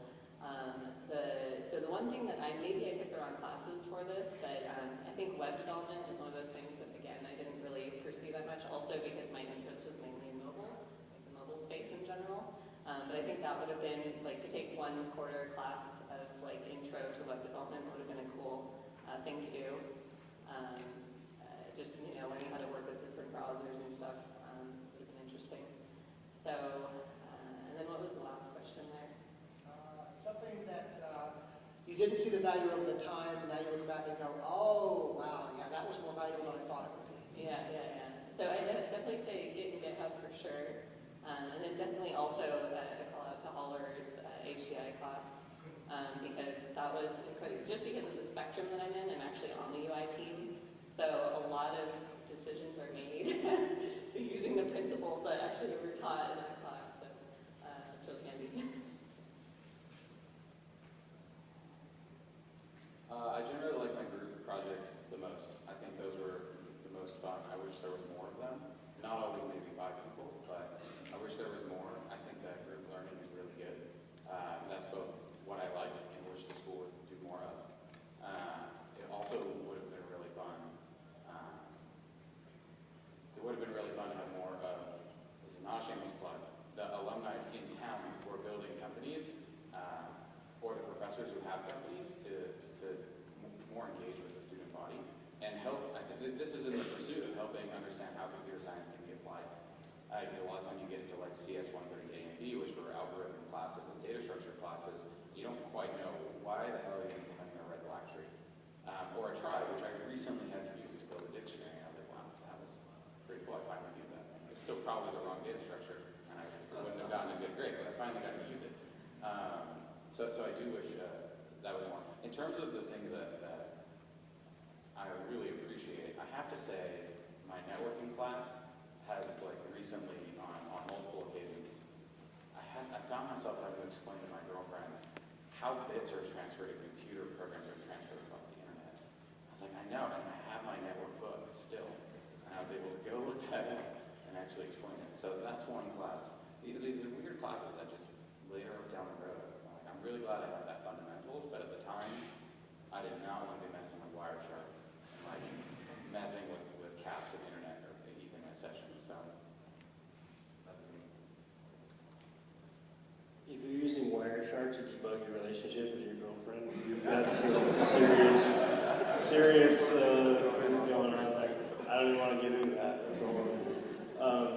So I forgot to mention that I graduated in 1999, and I would say I want to second what all of you folks said, especially about HTML and UI and things like that. When my original education, the UI was the command line, which hasn't turned out to be so consumer friendly as Microsoft thought when they first started to commercialize that. But something that I wish came out of UCSB a little bit more is how to decompose problems. I think we start often with a problem statement and are looking for students to get to a solution, and there's 2 parts to that. One is, given a problem statement, how do I break it into smaller parts and solve each one of those parts? And that also leads to, given that I'm working on one of those pieces and I've created a bug for myself, which is common in software, how do I break that down any further and debug that problem? So I think just the idea of decomposing problems and works across everything you're doing in your life. It's something that I look back on and I think that I really enjoyed from the school was, the data structures and algorithms and understanding exactly, you think you're not going to use it, but even in modern languages, understanding what the limitations are has been hugely important when you're starting to scale your software, which is part of the industry experience you guys were mentioning before. Hi, I was wondering, what are the parts that you like the most about being in industry, and is there anything you find frustrating? All right, I'll go first. I'm trying to, not always go first, but I'll go first last time. The best part about, I'm going to steal the joke here, guys. The best part about being in industry is you get paid. That's hugely important and different than college. One of the things I like about industry is I have a little bit more of a regular schedule, and in college you're kind of on your own, and your classes are always changing and stuff. And in my particular role, I can have a little bit more of a regular schedule than I found I was having in academia. I guess that would be the thing that I don't like as much, is I don't have that flexibility that I used to have around academia. So it's kind of both sides of the same coin there.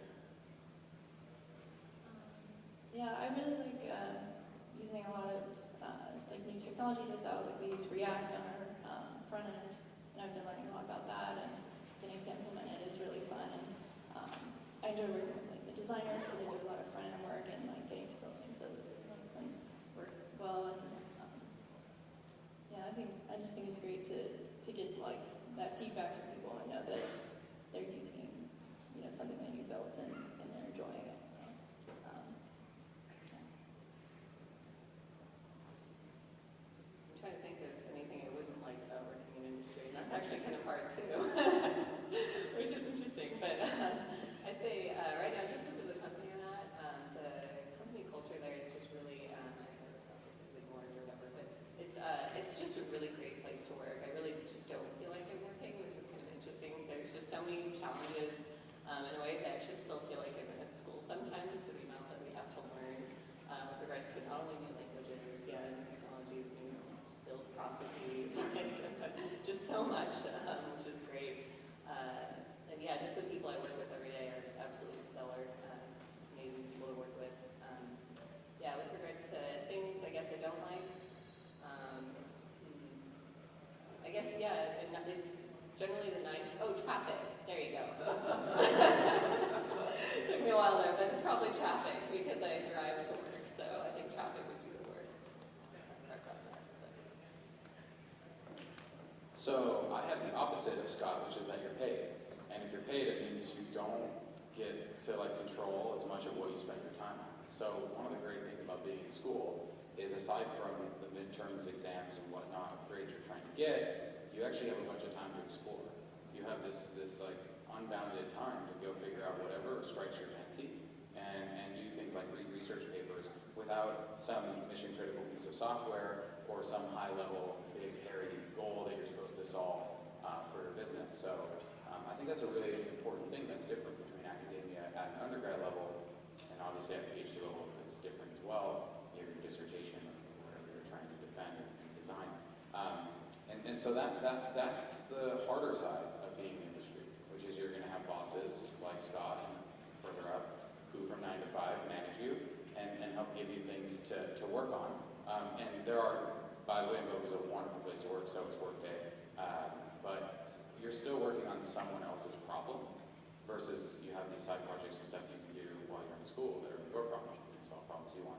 The good thing about industry is if you can find a problem you care about solving, you get the best of all the worlds, which is you get to solve a problem you care about, work a great deal, and get that's the good side. It's definitely light at the end of the tunnel. But I thought I'd share some of the dark.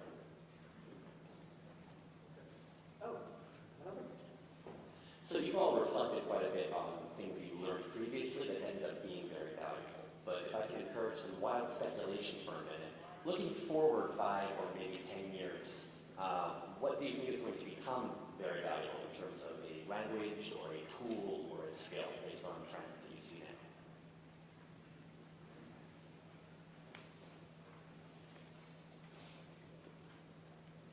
AI is pretty big. So really further out, I think that programming as a category is going to become more blue collar. And I think that we have all these programs training students to build websites, not at the university level, but at the dev boot camps and like hack programs. So the way I see it is that there is going to be a demand for engineering always, especially as we move towards the software world, like you mentioned in your talk. At the same time, there's going to be larger and larger like segmentations of engineering jobs, and more like specific programmers coming in. So Hack Reactor and Dev Bootcamp teach you to write Rails apps. And so I think what's going to become more and more important for the computer science field or the field of software is to have higher levels of abstraction and to have deeper understanding of how those abstractions play out in more meaningful ways. So you can understand that, oh my God, my job's not gone. My job's just going to shift. And so my analogy, I love your analogy of buildings or bridges. My analogy is like plumbers. You know, there was a long time ago that the person who laid the pipe was the one who architected the landscape of how that pipe is laid. But now you have a bifurcation. You have the architects who design the systems, and then you have the people who come in and plumb it. And guess what? The plumbers make a bunch of money too. It's not that one job is less valuable than the other. It's just that they're both in the same ecosystem, and they're both voluminous in different ways. And so that's what I see as happening in computer science. You're going to have like lab coat scientists, and you're going to have people who can build Rails apps. And you know, I think we need to prepare for that on both sides and help both sides be successful.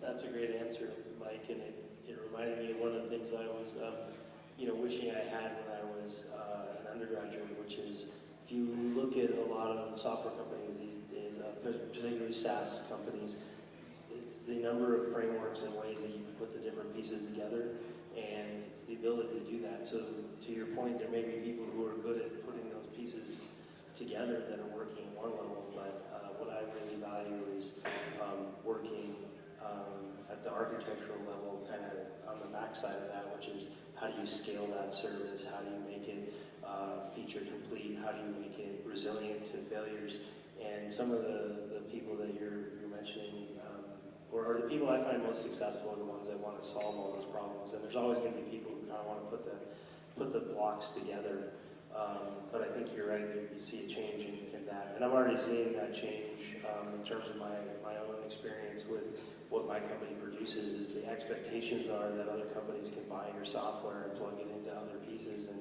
they're going to have perhaps less experienced people do that on your behalf. And I think being cognizant of that there's so many pieces and how we put them together, and trying to be the stewards of good, resilient, scalable software would be a great thing for computer science of today and tomorrow to focus on. So I have a question. We were talking, a few of us last night, about how hard it is to find good tech talent, right? So if you've been involved in interviewing and trying to find people to work at your companies, what are some of the rookie mistakes, especially if they're hilarious, that you've seen? And what are some pieces of advice you would give to people out here who might be looking for work at your company or in your field? I think for me, since I was interviewing a year ago, one of the things that was really important is when you're doing an interview is to not stop talking and make sure that you're explaining what you're doing and that you have your whole thought process laid out to the person that is interviewing you. Because it doesn't matter if not necessarily, it doesn't matter, but it's more important that you show how you think about the problem than you get the right answer, because they want to make sure that can solve a problem, think through it, and know how to solve it, even if you don't get the wrong answer, but asking for help and things like that. So, Are you talking about like a whiteboard interview, or just say a little bit about what that's like? Because that's an experience that it's generational. I never had that experience. So what is that like? It's really, I think it's really hard, but yeah, I was just gonna say it's hard. Yeah, but just the more you practice it and get comfortable with writing stuff out and like practicing it, writing things down, explaining, do it with your friends. I had to do a lot of interviews before I felt like comfortable with them. So I think just doing that, like the more you do it, the easier it becomes. So.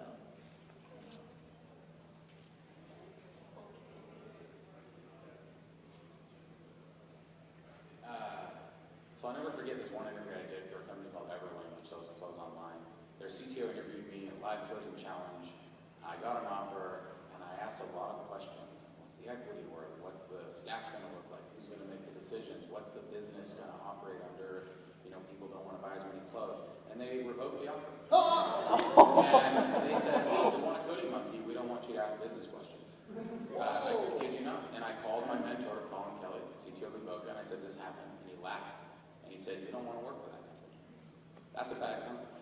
I look at that as a defining moment in my life where I think it's important when you're interviewing to interview us. And people say this all the time, but what I mean is, why do you want to work at the company you're interviewing at? Yes, you need a job, but more importantly, academics and versus industry, the earlier discussion, I mean, industry is always going to suck if you don't want to work at that company. And so I think it's really important that you figure out what you want, and that's really hard. But if you can figure out what you want, then interviewing becomes a lot easier because your questions become more directed, because you can ask more interesting questions that apply to you, and more importantly, you can opt yourself out of the process and say, this isn't the right place. And the biggest waste, the crazy thing I see students doing, and again, I understand if you need a job, it's tough, but the biggest thing I see is they have 40 interviews, 20 interviews, 15 interviews. I do 3. I pick the best ones. I learn everything you can before you interview so that you know you want to work there. And in that research, you're going to figure out what they need. And that would be my advice. And I think that it's not silly, but the hardest thing that I see is when I meet a candidate who says, I don't know what I want to do, I just want to write code or just need a job. And for me, at least, that's always hard to interview for. So that would be some thoughts. So fewer companies, but learn more about the companies that you do interview at. Is that? Yeah. But know what you want to do to the best you can and find the companies that do that. And I promise you'll have a career that's way more fulfilling. Yeah, I definitely agree. It's very good to be over-prepared for any interview setting. I actually haven't done too many interviews at Bama.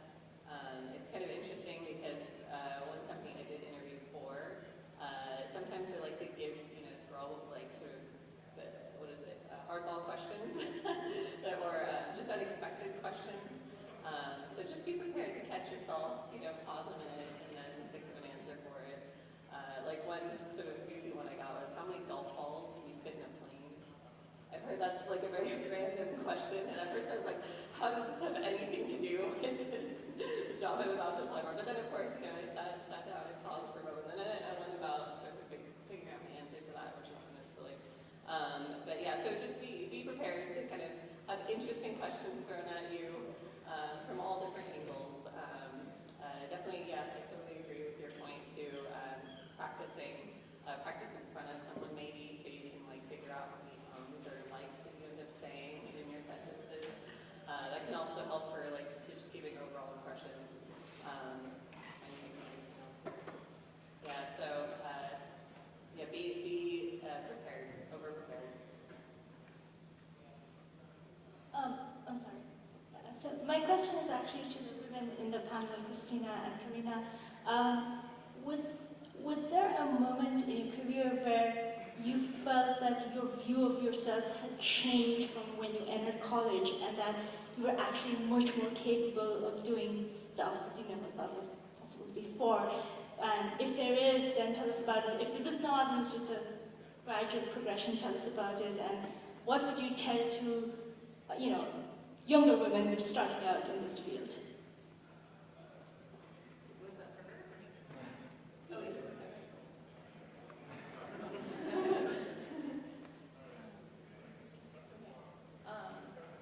so I think just a moment that I had where I felt like I had accomplished something. Is that what you were asking me?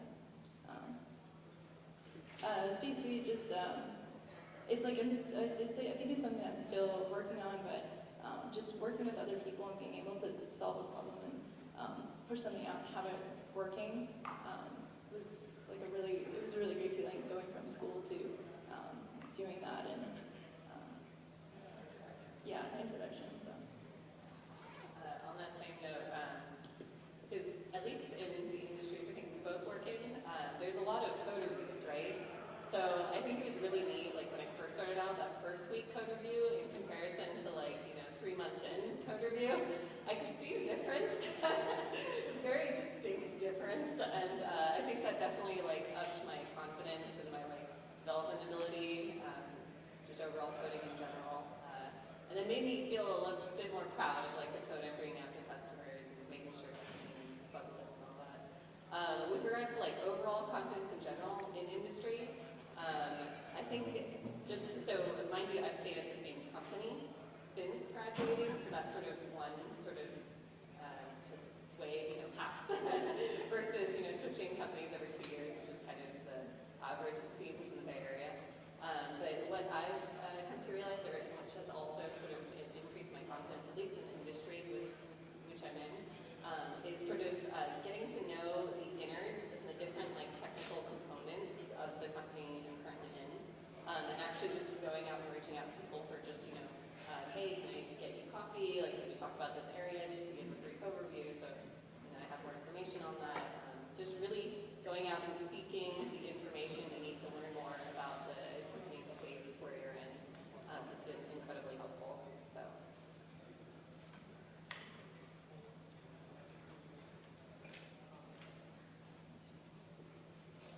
Hi, my name is Luca.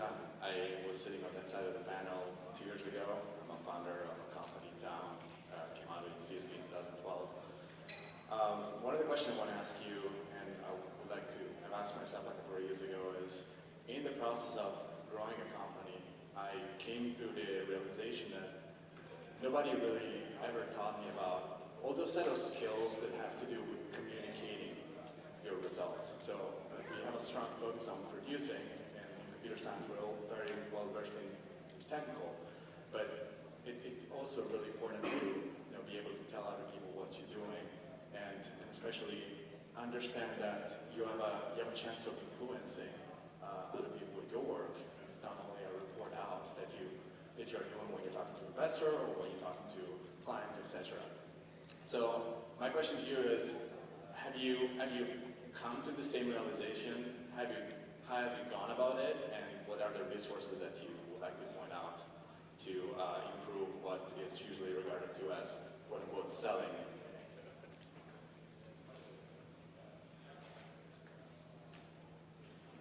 So just to clarify, your question was around communication and selling your computer, your company selling your idea? Yes, and that clearly underlines the fact that I still have to work on my communication skills. Well, I'm going to, without using my own personal experience, and I would say being succinct is the most important thing, and finding a succinct way of getting your message out. And then I just was redundant, and I'm going to pass the mic now. So I'm not a CEO like this guy, but what I can say is, so being at a big company, it gets tricky to introduce yourself in terms of people want to know exactly which team you're in, what you're doing within that team. So I've tried to kind of refine the elevator pitch for that matter, sort of describe what I'm working on that people within the company will understand, but if I were to say that outside, it would sound like gibberish. So that's kind of just one aspect, but that's kind of a very, that's within a larger company too. So I can imagine that if you're a startup world, that would be, it's actually mostly outside sources you're kind of giving an elevator pitch to. But there's plenty of resources for finding out your elevator pitch. Definitely videotape yourself doing it. I've heard that helps a lot. It's interesting.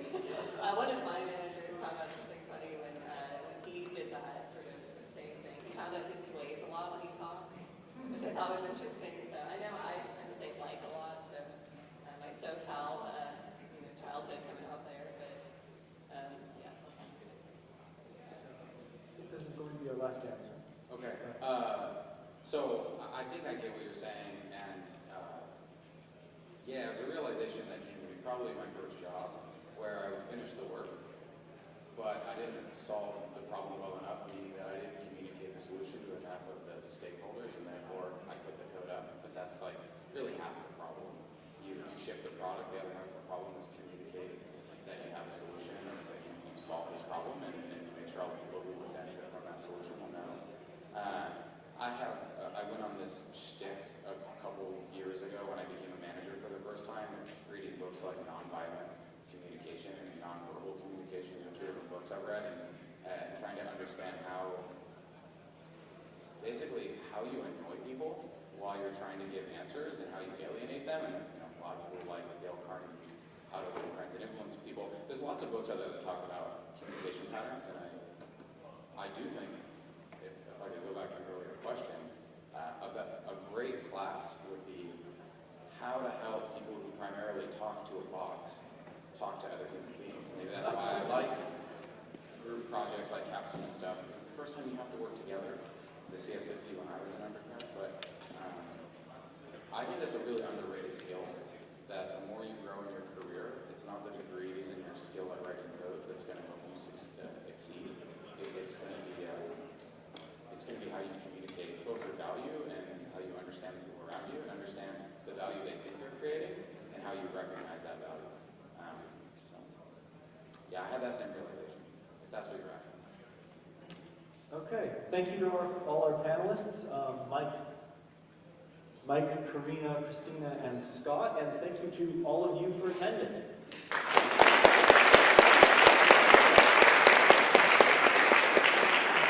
Next, I believe we're going to have our keynote speaker starting at 4 o'clock. That is a Google researcher involved in TensorFlow, so definitely welcome to that.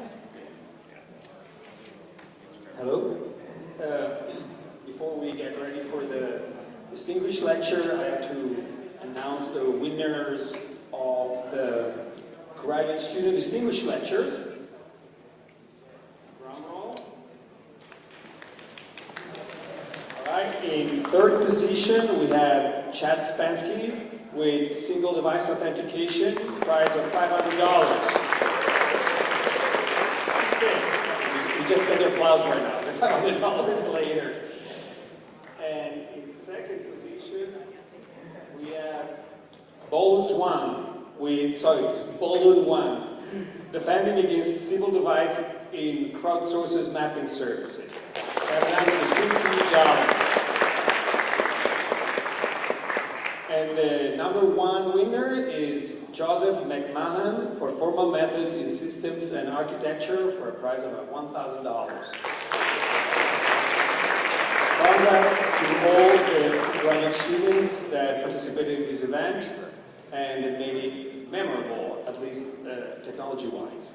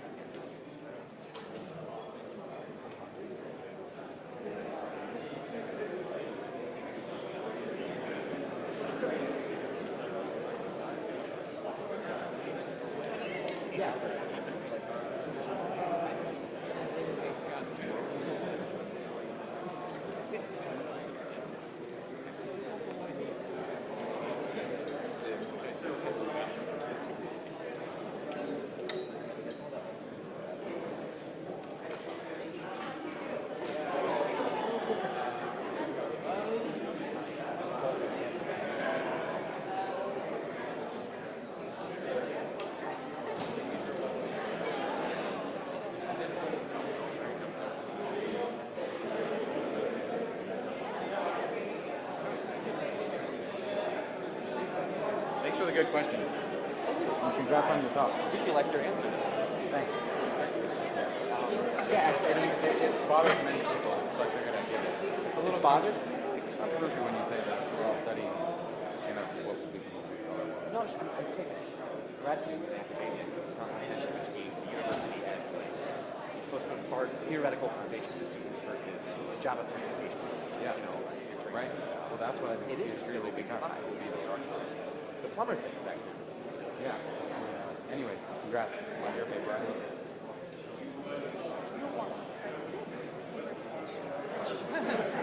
You gave the presentation at some other event. Did you present to your did you participating grants? No, I didn't.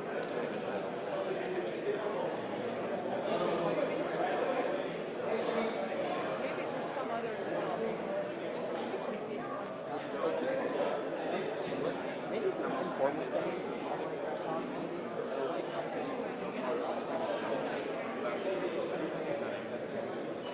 The lightning talk. He won. We're like 5 minutes. Yes, or CS department, right? Yeah. Maybe like 2 years ago. They were 3 minutes. Yes, and it's and it was just CS department, right? Okay, and you don't be one. No, Kish won that one. Which one? Because the set lab is That was like so good. 50 people in it. Oh, okay. But yours, I think yours being really good. That was. I think I think it was the same project. I think voting system has to be normalized by number of people. That was Number of people in the fund.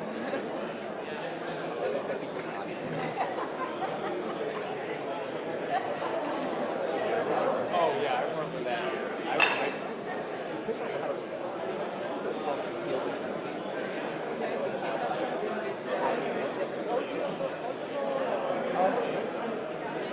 So you download the movie or something and then you have a key to the teacher. It's really good. It was like really smart. Like, well, encrypted, but it's applying to discrete encrypted. So somewhere, the blockchain data becoming unencrypted. So you write a program for blockchain. Because encrypted data will be so just the noise. Everything else will look normal. So find so the blockchain. most random. Yeah, random data.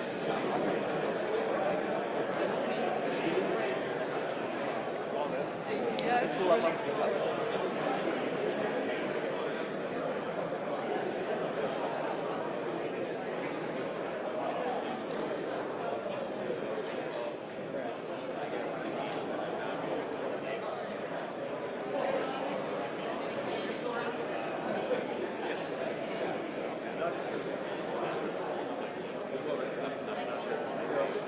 I had a question. So I saw you had like Khan, like you, like do you guys, how much do you use it? How much do you work with That it? was overall verification we did. That was our students. Okay. We got a lot. None of us are good at it. We're not verification people. I'm an architect and clever like programming languages. So it's hard to work on these in a lot. I don't even think we can do verification labs if they use Khan like that much. And verification is really broad. Yeah. I was like pretty interested in like people who are like actually using Khan. Like maybe not for like architecture verification, but even like people who are trying to bridge that gap between like the mathematicians who are trying to verify their stuff, and then like the people who are working on building verifier, building those applications. Yeah, so they use a lot of stuff out of like Yale, I think uses it, right? Critical. They won't release their specs. Well, Yale might use it a lot because Yale has an incredibly strong math department, and they have the guy who wrote the book. Yeah, Chip Ball. Pierce.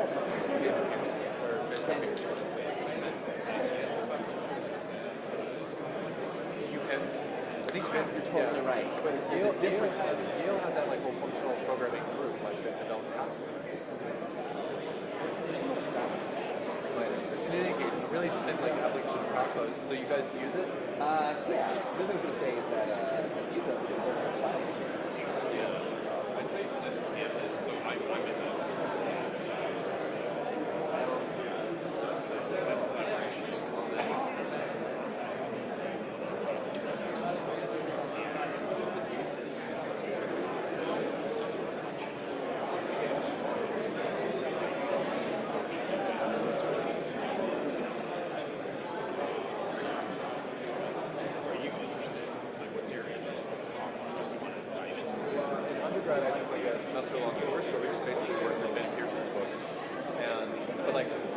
started using it, I was like, this is the coolest thing ever. But that's because I'm really more interested in like the mathematical side. Like, you know, what if I can write up my like topology proofs in this checker and check them, you know, like hold myself to that standard. I'm not as interested in like using it to verify like, you know, race conditions and stuff like that. So I was just, you know, the mathematicians are there's some mathematicians I think are trying to formalize what they're doing in so they can like check their work. But then I kind of want to bridge the gap into like how do we build those applications that can verify compatibility. Yeah. Oh, so verifiers are surprisingly, well, for Hawk it's not that hard. They're really simple. Yeah. It's because they're built from the ground. They're built from nothing. Right, because on all the games are going to be user generated, so it's just writing reality and type check. It's the language that's really hard to read and check, but what you're writing is the type check comes in a better job. Oh shit, you played dodgeball last night on Saturday night. Yeah. Yo, I played it so many games. Well, I mean, like, I ever what? Hold on, I gotta go pee. I'll be right back.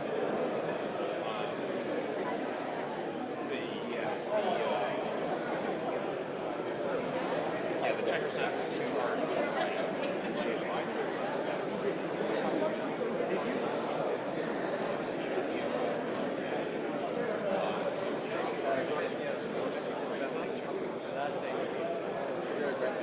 Yeah, for sure. But again, you know, like I'm not as interested in the verification stuff. I'm just interested like like the how do we begin to like take the things that we know in computer science and implement talk. You know, like I think at some point can you better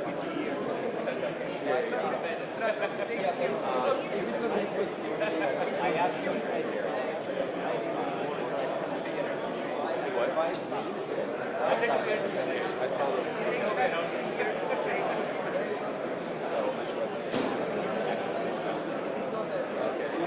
that's not with alloy and adaptation as well, but like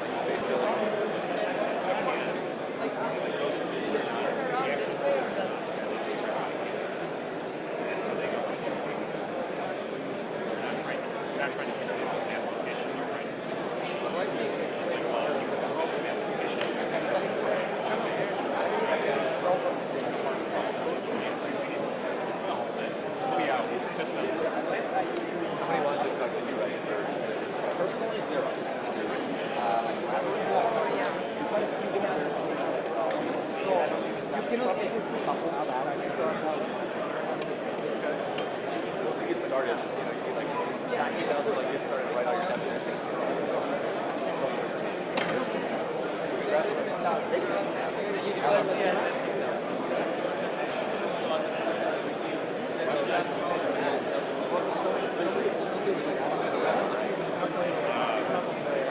going to be walking over there, grabbing those, and probably getting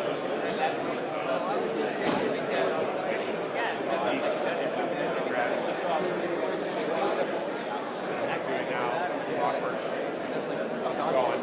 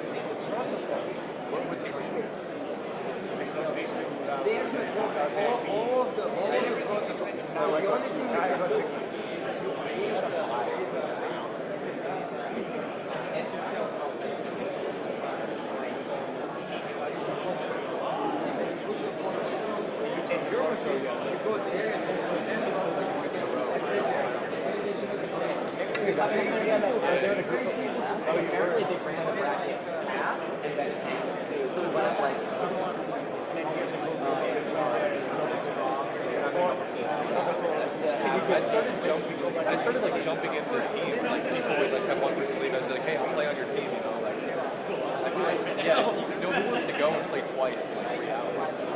Oh, we left, we left it for like, what, 2 o'clock, I think? Yeah, we played our last game, we were going to get downtown, and then,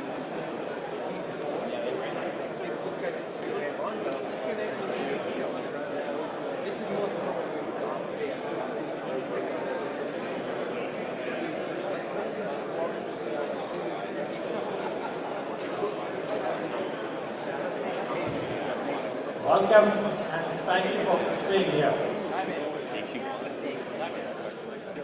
We have had a wonderful day. This is our second CSB Summit. We started at 8:30 in the morning, and it was such a popular event that I didn't find a place to park. So I had to park all the way back in lot 10 and walk here. So wonderful. Thank you for being here. We have an exciting day. That started with breakfast. We had our undergraduates, graduates, and now to a fitting end, we'll have a talk by Jeff Dean. We have kept Jeff busy throughout the whole day. I just wish I was thinking that maybe we should have him some time off before he gives his final talk. You know, he has had meetings with our undergraduates, graduates, faculty members. He even met with our dean and the AVC. We're talking about data science on campus. But he's still going, and thank you, Jeff. So a few words about Jeff. He got his PhD from the University of Washington in '96. He leads the Google Brain team right now. He has had his hands in multiple platforms that I'm sure you have read about: MapReduce, Spanner, Bigtable, TensorFlow, which is happening right now. He is a fellow of the ACM. He is a fellow of AAAS, member of the NAE. He has received multiple honors. He has won the Mott Poisser Award. He has won the prize in computing. He has made big data or learning at a large scale, machine learning at a large scale, very popular. And we are in times where machine learning is affecting all of our lives. We are thinking about doing things around big data and machine learning on this campus. So I thank Jeff Dean for this wonderful talk and also being a champion of machine learning and CS for all of us. With that, Jeff.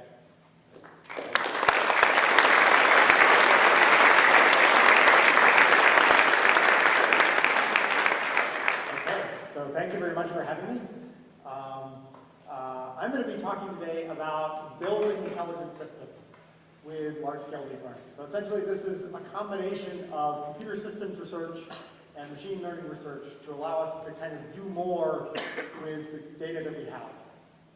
And I'd like to point out this is in collaboration with many, many people at Google. The Google Brain team is about 200 people. I'm leading the Google Brain team. I do some of this research myself. Some of the work I'm presenting is work done in our group that I wasn't directly involved in.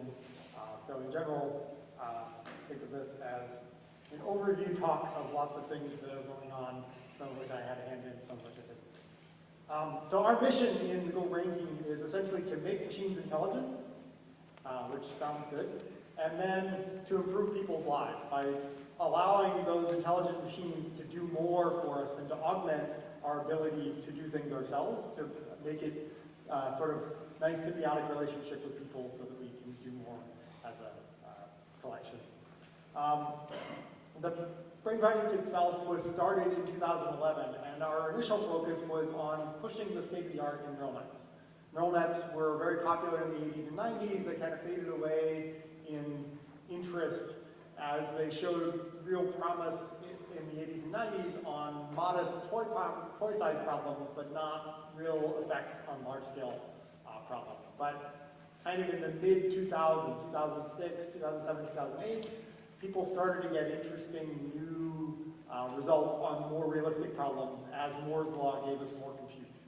And so we wanted to essentially push the state of the art on what we could do in neural nets by training very large neural nets using large-scale distributed systems and see what was possible in a bunch of different domains. And so this is kind of the origin of the project. And so the overview of this talk is I'm going to cover a selection of our research. We're doing a lot of different things. I picked a few things kind of at random. And they're going to cover kind of these different areas, unsupervised cats, TensorFlow, translations, you see them there. There's a lot more information on our website. In particular, we've been pretty active in publishing, so we've published 130 papers over the last 5 or 6 years that you can find on that website in the areas of mostly machine learning, but also computer vision, computer systems, lots of different things like that. So with that, let's ground ourselves a bit. So AI is this idea that's been around since actually the invention of computers. People said it would be amazing if computers could be really intelligent like people. And so that's what artificial intelligence is. Machine learning is a tool by which we think is probably the best path for achieving artificial intelligence.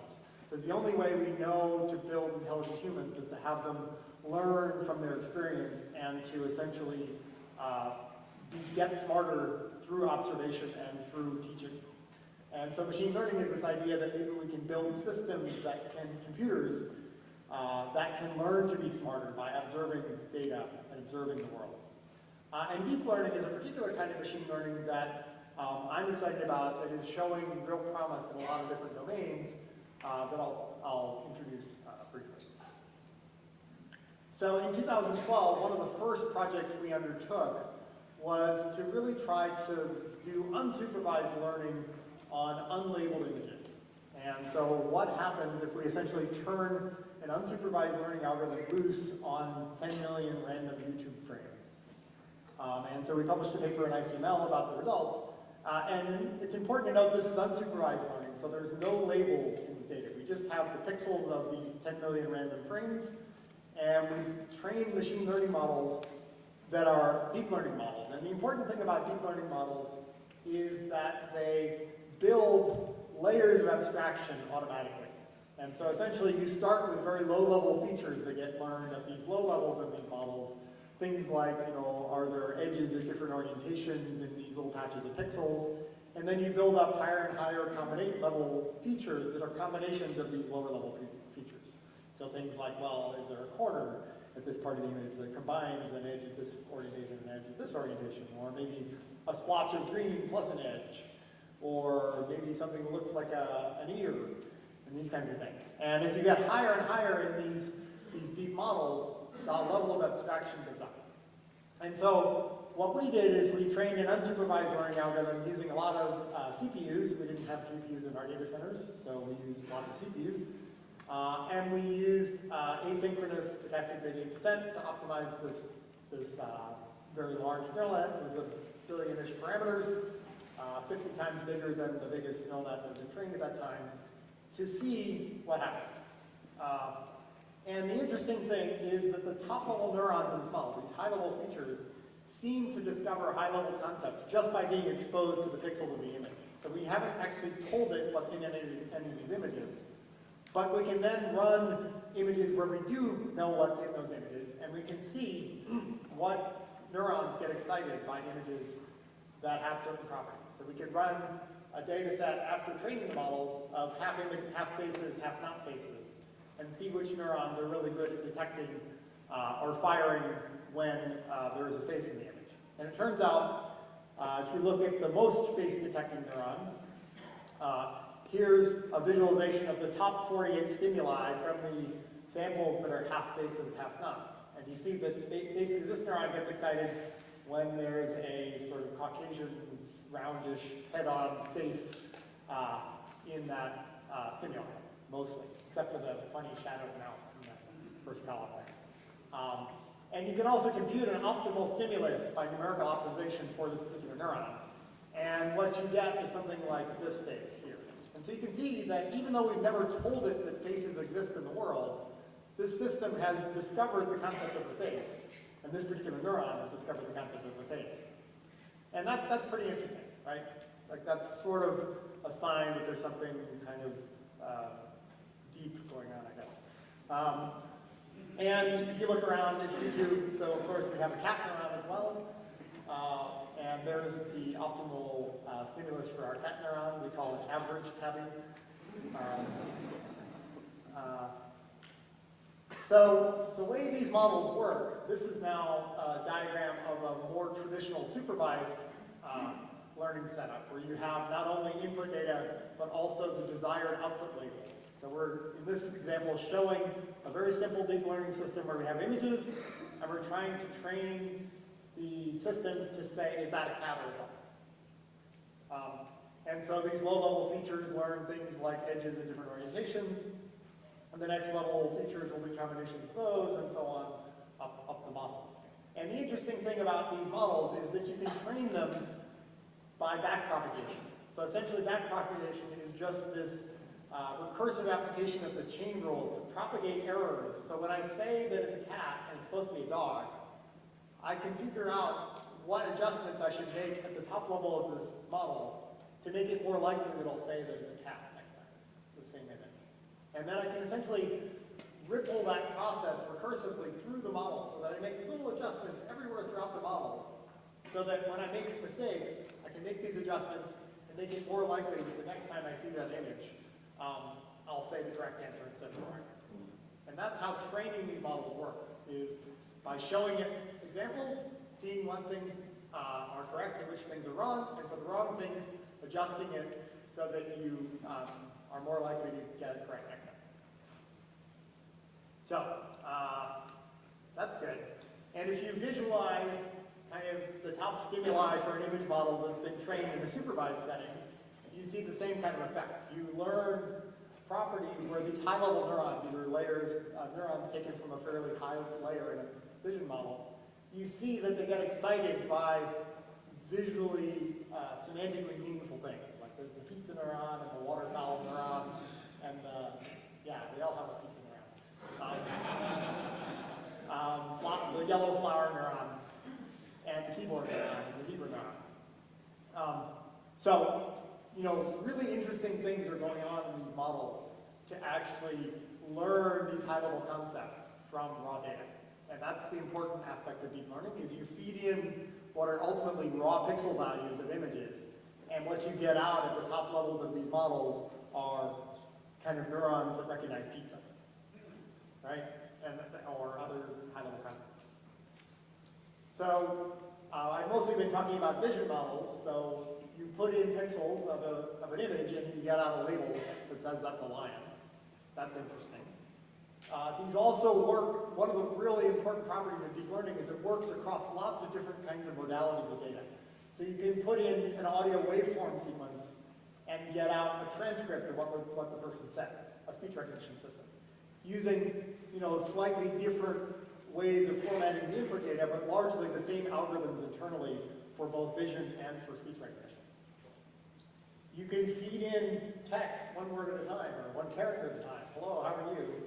And get out a translation of that sentence that preserves the meaning. Bonjour, comment allez-vous? You can even feed in pixels and get out not just a label like lion, but a sentence, an English sentence that describes that image in the same way that a human might describe it at a very abstract level. And these are really powerful functions. So if you think of a neural net as something that can learn a function, these are function approximating models, but they're learning powerful functions. They're learning things like raw pixels to a blue and yellow train traveling down the track. And that's pretty cool. But if you'd asked me 5 years ago, did I think computers could produce a sentence given the pixels of an image anytime soon, I would have said I don't really think so. But there's been, tremendous progress in a lot of areas of machine learning through the use of these deep learning algorithms in the last 5 or 6 years. So why is it working now? Well, neural networks are remarkably good when you have a lot of data and a lot of computation.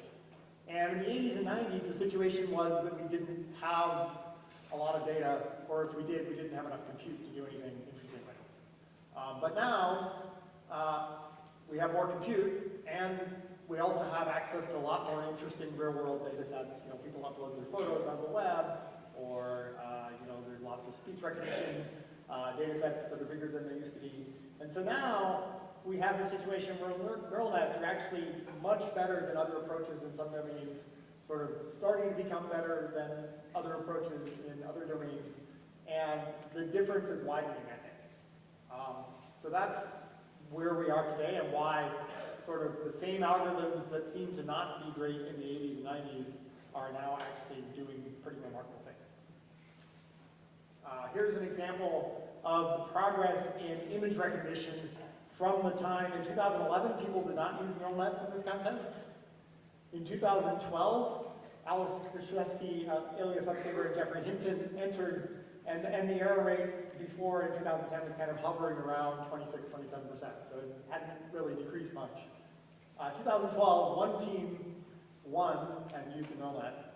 The next year, 30 of 32 teams or something like that used neural nets, and the error rate went down again. 2014, down again. 2015, down again. Andrei Karpathy, grad student at Stanford, wrote up a really nice blog post where he decided to figure out what the human error rate on this task was. So he convinced a few of his lab mates and himself to actually subject themselves to a machine learning training test regimen. So they trained for, Andre actually trained himself for 100 hours on looking at ImageNet images from the training set and predicting what the right class labels were. Is it an Alaskan Malamute or a fireboat or whatever. And then he sort of set that aside and subjected himself to images from the test set and saw how well he did. He got 5%, 5.1%. Another of his lab mates who only did 10 hours of training got 12% error. So this is a pretty hard task. With 100 hours of training, you can get 5% error. Now we have models that are better than that. In visual form, there's 2011 computer vision models, there's humans, or Andre in particular. And now here we are. Right? So the fact that we went from very fuzzy computer vision that didn't work that well to computer vision that works really well for this particular task. It's not that computer vision is solved, but the narrowly defined ImageNet challenge of assigning one of 1,000 class labels to sort of an arbitrary general image is pretty much solved by computers better than humans. And that's pretty transformative for a lot of things, as you'll see throughout the talk. So as I said, deep learning is a pretty amazing tool that can be applied to many, many different problems. And part of our group's role is that we've produced software that makes this easy for people. TensorFlow is kind of our second generation system for sort of allowing you to express deep learning models and machine learning models and apply them to different kinds of problems. And so this is a chart of how many unique directories in Google's shared source code repository have machine model description files checked in, TensorFlow programs for the previous generation system that we built. And you see that it's a really broad set of areas that these kinds of problems can be applied to based on the directory. So that looks pretty steep and good. It's sort of spreading itself throughout lots of Google products, lots of Google teams are now using this. We've been working on teaching all of our engineers how to do machine learning if they, came without having necessarily had a machine learning class. It's pretty important that people learn the basics of machine learning, even if that's not what they do day to day. It's important to know what the capabilities of these systems are, what's not quite possible now, but will be, and so on. So part of what we've been doing is trying to build the right tools. TensorFlow is our second generation system, and unlike the first system, we decided we would open source this system, and it's been built based on what we learned in building the first system and also looking at what other open source packages in this general domain do. And we released it almost a year and a half ago now, I guess, November 2015. It's under a very flexible Apache 2.0 license, so you can essentially take it and do whatever you want with it, which is nice. And you can contribute to it. You can go to those websites and get the code at the bottom one, get just pre-installed binaries if you want at the top one. The way TensorFlow represents computations is essentially a data flow graph. So data flow graphs are not that new. Here the nodes are operations, typically kind of linear algebra style operations that are popular in most machine learning computations. And the things that flow along the edges are tensors. So the kind of fuzzy computer scientist notion of a tensor is just a multi-dimensional array, not with the other funny tensor properties that really make it a tensor. But really think of it as multi-dimensional arrays of some primitive type. That's where the name TensorFlow comes from, because tensors flow along these systems. And so, we have lots of different language front ends on this. The most developed that most people use for at least developing machine learning models is Python. And so here's an example of something that you would write to do a very simple, 2 or 3 layer, 2-layer neural net to do image classification for handwritten digits. So it's not too much code to write, and that defines one of these computation graphs. And one thing you'll notice is those things like kf.variable define parameters for a machine learning model. And so some of the nodes in the graph represent persistent state, unlike a pure data flow model where everything is purely functional. And then we have some operations that can update these kinds of persistent states. So for example, biases here is a variable, we do some computation, and then we want to update biases based on those.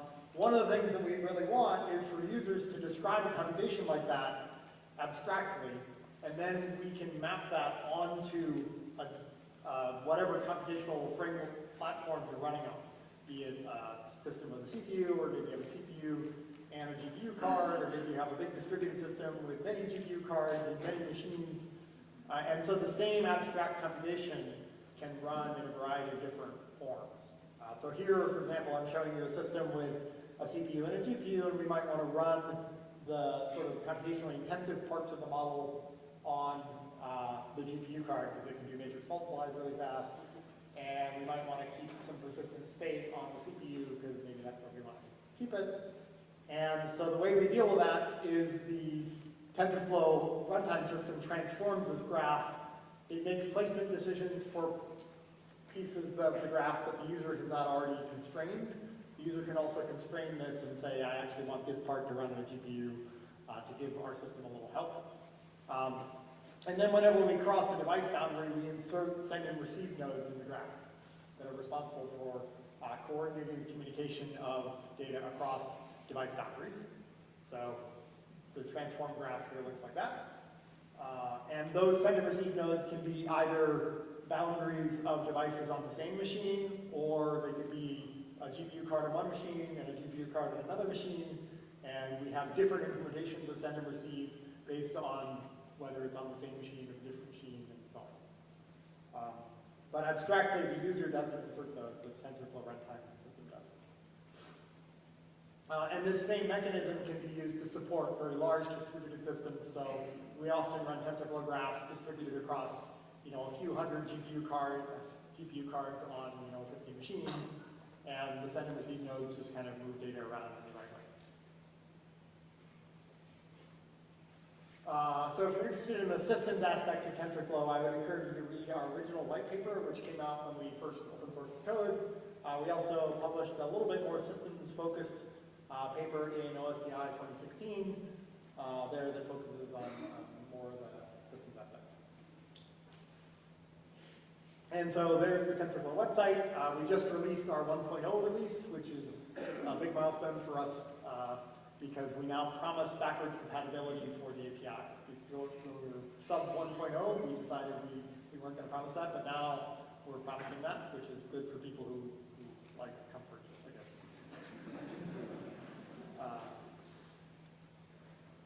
So why did we build TensorFlow? We really wanted a system that was flexible enough to express lots of different kinds of machine learning ideas, but was also scalable and then production ready so that we could take a machine learning research idea that we experimented with and move that system into a production setting in the same sort of framework.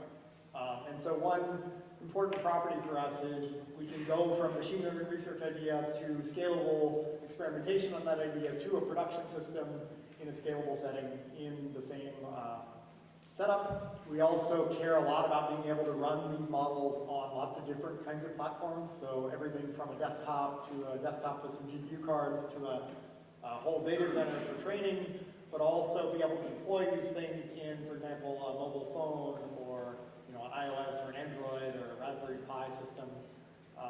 And all of these things are pretty important to us. Be able to run your machine learning code wherever you need machine learning. So the goals by open sourcing this was that we wanted this common platform for expressing machine learning ideas, and then we want to work with a growing community inside Google and outside to make this platform the best in the world for expressing these kinds of ideas and sharing machine learning ideas. And we open sourced it so that everyone can contribute to the improvement of the TensorFlow platform. So it's been reasonably successful so far. So this is showing you GitHub star count, which admittedly is kind of a slightly lower metric, but this is compared to a bunch of other open source packages that do kind of similar things, various kinds of machine learning or scientific kinds of machine learning. TensorFlow looks pretty steep, which is kind of cool. Part of this is just everything Google does gets a lot of attention, so people kind of notice it, perhaps, more easily than other packages. But also, I think that combination of a research platform that also can be used relatively easily in production settings, like in iPhone apps or in data centers, is pretty important. We actually have this fairly vibrant community now. We have almost 500 non-Google contributors to the code base, and we've done 14,000 commits in 14 months. So we're actively developing this every day, pretty much. People outside the community are contributing. There's lots and lots of community-created tutorials and models and translations and documentation. There's 7,000 GitHub repositories now with TensorFlow in the title, of which like 3 are ours. Right, there's the official one, there's TensorFlow models, and one other one, and everything else is like people doing things with TensorFlow. We engage a lot with the community because there's now lots of mailing lists and Stack Overflow questions coming in. And one interesting thing is this growing use in machine learning classes. So I'm aware of at least Toronto, Berkeley, and Stanford having curriculum where it's not just like a week of a machine learning class, but the whole machine learning class curriculum is centered around doing all the exercises in TensorFlow. And that's great for us because I think it'll make this community expand, it'll give people exposure to these kinds of ideas. One thing I think has helped with TensorFlow adoption is we did a reasonable job on the set of tutorials initially. You can't really read that, but go to the website and click guides. And so there's tutorials there that show you how to use TensorFlow to do a pretty interesting set of things, everything from image classification to a language modeling system to a complete machine translation system, and a few other things. And they really work to explain both what's going on when you're doing this in TensorFlow and also some of the machine learning ideas behind that. And that companion of the machine learning ideas plus how you actually accomplish it has been pretty useful. So I'd encourage you to go look there if you're looking for tutorials. We also put a fair amount of effort into good visualization tools to understand what's going on in models as you're training them or understanding input data. This is an example of our embedding visualizer that allows us to visualize data projected through a three-dimensional, down into a three-dimensional space, and you can like select different kinds of image labels and see what's going on. So that's also helpful. We have a fair amount of people with visualization backgrounds in our team working on the visualization aspects of machine learning models and training. So one of the things we really focus a lot on is trying to make turnaround times for machine learning experimental ideas as fast as possible.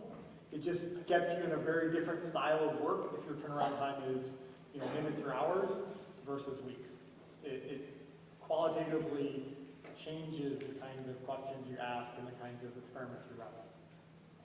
So that's partly why we focus a lot on scalability and distributed systems, so that we can run an experiment on 50 GPU cards and get an answer in a day instead of a month and a half. Okay, so let's switch gears from the TensorFlow system and more systems aspects and look at some of these ways that deep learning is being used around Google, and then some of the more researchy questions. So all of these are implemented using TensorFlow or our predecessor system. So one of the first areas we worked in was in speech recognition, and our speech team was able to reduce error rates significantly with deep learning models. This is a huge reduction in error rate. Google Photos search is an example where understanding what's in the pixels of an image is clearly very useful for organizing your personal photos. And so you can organize photos by categories so that you have all your birthday photos and your mountains photos and your cars photos automatically segregated. And you can also do searches, so show me my Siamese cats. That's pretty useful. One of the things we found is that you can reuse the same model for completely different problems. With the same basic model structure, just pointing at a different input and output data, you can get very different kinds of effects. So I'll go through a series of these kinds of examples quickly. So a few years ago, my intern Matt Zeeler and I worked with our Street View team to tackle the problem of trying to find text in Street View images as a precursor to then reading the text. And so essentially we trained a model to predict interesting pixels of an image, where the interesting pixels in this case were pixels that were part of text. And the training data here was like rectangles that humans had drawn around Street View images of that surrounded signs and so on. And so this does pretty well. It does pretty well on a wide variety of different kinds of font sizes and whether the text is close up or far away. It seems to do pretty well. And then some people in the Maps team sort of adapted that same model to instead use it for rooftop or for satellite imagery to detect rooftops. And then to make then they did some follow-on processing to estimate what the solar potential was for that rooftop. So you get a solar estimate just by clicking your address rather than actually calling a solar installer out to your house and waiting for the whole afternoon to show up and getting your estimate several weeks later. Instead, you can just do that with machine learning. So that's cool. And it's the same basic model, right? We're trying to find interesting pixels to find the rooftops, and then slightly different downstream processing. So I hope your computers can now see. Now I'm going to tell you why this has implications for healthcare. So we can actually use a similar model for detecting diabetic retinopathy and retinal images.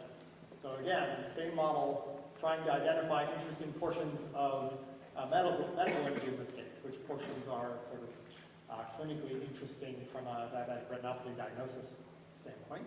This is the fastest growing cause of blindness in the world. There's 400 million people who should get screened for this, but there just aren't enough ophthalmologists to interpret the retinal images, particularly in countries where there are many fewer ophthalmologists than there should be. And so our group last year in December published a paper in the Journal of the American Medical Association about a machine learned model that was able to do a pretty good job of detecting diabetic retinopathy. And in particular, it was on par or slightly better than the median of 8 US board-certified ophthalmologists at this task. And that's really important because mostly the camera to take the images is not that expensive. It's something you could take to a village in India or something and take images of everyone in the village in a day, but you wouldn't have enough ophthalmologists to interpret the images. And so now you can do this computation on a laptop in conjunction with the camera. And this is being productionized through our Verily subsidiary in conjunction with a device manufacturer that's building these devices. So that's cool. Last Friday, we published a preprint of some work on pathology tasks. And there's a blog post there you can go learn more about. So we're pretty excited about this work as well. And pathology is kind of different because it has two interesting properties. One is it has extremely large images. So these are digital images of the thing you would put under a microscope. And then a pathologist would look at and like change the zoom level and move the stage around to look at different parts of the image. And they're typically very big, like 10, 15 gigapixels in size, 100,000 by 100,000 images, pixels. And it's really a multi-scale problem where you need both really fine-grained detail, like the 40x thing at the bottom there, but also enough surrounding context to know what it is you're looking at in a lot of detail. And so the model the team used here was essentially 4 parallel towers at different zoom levels that all fuse together and then predict what is going on at the center of this 128 by 128 patch. So it gives you both the context and the detailed view you need in order to really make an assessment of what's going on. And so here's the kind of data we're working with. That's the raw input image. That's the ground truth from the pathologist that says, you know, this part is diseased and this part is not. There's kind of our very earliest model iteration, which in the first blue column there, it wasn't that good. And then we iterated a bit, did a bunch of machine learning experiments. This is why experimentation turnaround time is really important, so that we can do many experiments and improve our models. And the thing you see on the right is now the current model. And you see it's basically matching the ground truth. And in fact, it's finding portions there that later a pathologist confirms that, oh, actually that part should be marked as disease tissue. And in terms of overall metrics, we get a tumor localization score of 0.89, and a pathologist given infinite time gets 0.73. Higher is better. And the slide level classification, you know, pathologists generally are not going to miss whether there's a tumor or not, but the details of exactly where the tumor is, this model is better at than a pathologist. And this is trained on just 270 pathology images. Admittedly, they're like 10 gigapixel ones, but you know, there's opportunity there to make this model way better by just getting offered it. So we think this is pretty interesting and pretty good. So let's switch gears to robotics. So robotics is pretty interesting because it used to be when you're trying to build robots, and before sort of neural net-based computer vision models improved a lot, it was really hard to build a robot because you can't see that well, right? If you can see better, it's probably easier to build a robot.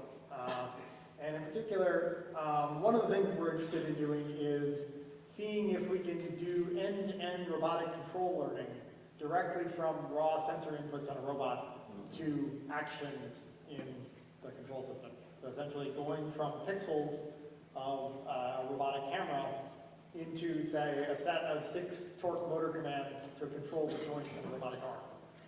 Traditionally, what robotic systems do is they decompose this problem. They build some high-level representation of the world, and then they have a hand-coded control algorithm that, using that interpretation of the high-level description of the world, then tries to figure out exactly what control to do.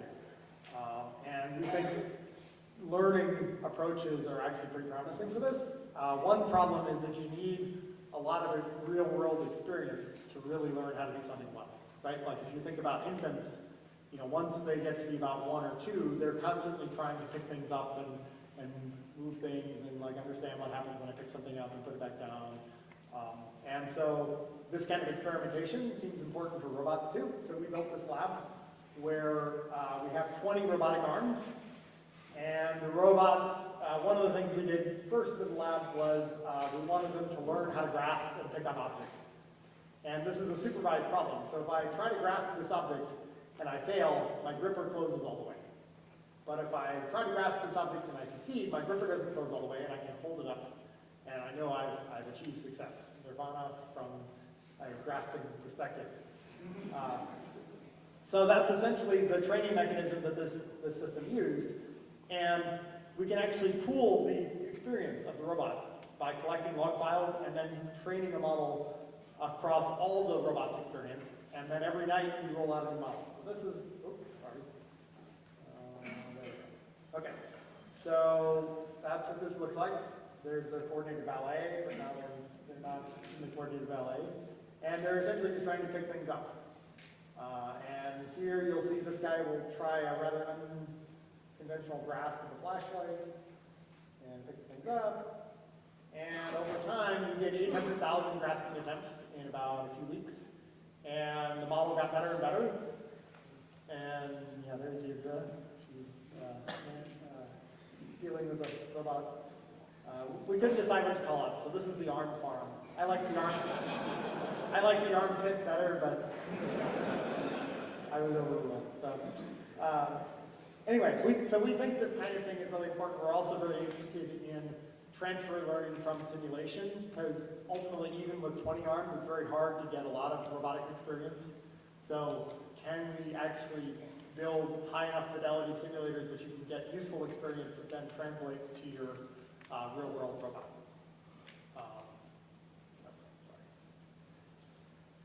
So then better language understanding also seems important. So let's look at that. So at the end of 2014, 3 of our researchers, Eliot Sutskever, Oriol Vinyals, and Kwok Lee, came up with this sequence-to-sequence model. And the idea is that there's a pretty broad set of problems where you have some input sequence, and then you want to condition on that input sequence, predict an output sequence. That sounds rather abstract, so let's look at it in the context of translation. So in translation, I have an input sequence, which is a sentence in French in this case, and then I hit it a special end of sentence token, and I want my model to now, conditioned on what it's seen so far, which is the French sentence, output the correct English sentence that means the same thing. And I'm going to train this on data where I have French-English sentence pairs that mean the same thing. Right? So now, conditioned on this French sentence, I want to produce that English sentence, and then conditioned on the French sentence plus the first word that I produced of the English sentence, what should I produce for the second word of the English sentence, and so on. So that sounds kind of useful, and it turns out to actually be pretty darn useful. And then at inference time, I'm actually creating a probability distribution over likely sentences, so I do a little beam search to find the maximal sentence, not just the one that starts with the maximally probable first word, and so on. One way we can use this is, in a product setting, is with a feature we call Smart Reply for email. So now the input sequence is an email you just received, and the output sequence is likely replies you might want to give to the email, right? And so here you see an email that says, do you have any documentation how to use this new software? And the predicted replies are, I don't, sorry, or I'll send it to you, or whatever. And this is useful enough that 10% of mobile inbox replies are now generated using this feature. Because typing kind of sucks on a mobile device, so you just press a button and it just replies. Ironically, we actually said we were going to do this as an April Fool's joke in 2009, so it's kind of nice that we've actually managed to do it. And the way this works is we actually use a small neural net to predict, is this the kind of thing where a short reply would make sense? And this just saves us some compute. If yes, then activate the bigger, more monstrous deep recurrent neural net to actually predict the responses. Interestingly, you can use this approach. You can think of the input sequence as an encoder, and then the thing that generates the output sequence as a decoder. And by mixing and matching the kinds of model structures you use for the encoder, you can get interesting different effects. So here, for example, we've replaced the encoder with something that's a convolutional image model instead. And so we put in image pixels, and we run it through an image model, and we take the highest level features of that image model. Remember the ones that are these nice high-level abstract neurons like pizza and keyboard and so on. And then we use that to condition the generated sentence. And we have training data of the form image, and then a caption that a human wrote about that image. And then we can generate captions for new images we've never seen before. And it works pretty well. So here's a test image that we actually haven't trained on. And the human training ground truth is a young girl asleep on the sofa cuddling a stuffed bear. And the model can generate, it's a generative model, so we can generate multiple different sentences, a close-up of a child holding a stuffed animal, or a baby is asleep next to a teddy bear. Pretty good. Here's some more examples. A man holding a tennis racket on a tennis court, yes. So you notice it's a little less subtle than a human might be. A human might say, like a tennis player serving the ball, and we don't have enough experience in our training set to really know what's going on. We just say there's some tennis things going on. I assure you, though, that there is a man flying through the air. You just can't see his snowboard.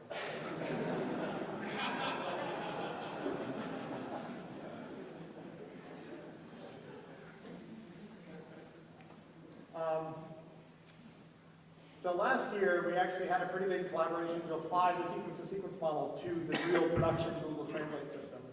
As you can see, this was a pretty big group effort.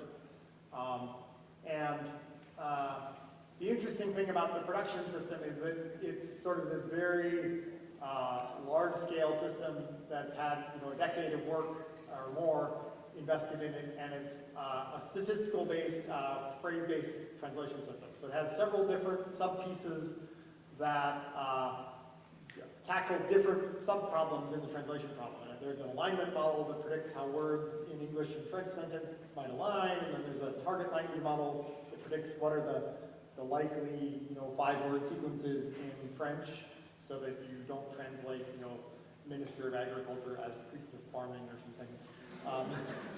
And then there's phrase table of likely phrases that you might want to use and so on. And then there's 500,000 lines of code to stitch it all together. So the new system is essentially the sequence-to-sequence model with a bunch of new bells and whistles, but is expressible in roughly 1,000 lines of TensorFlow. That's the model. One of the wrinkles was the addition of attention. So now, instead of just having an encoder, we remember all the states of the encoder as being encoded, and we can pay attention to different historical states as we're learning to decode it.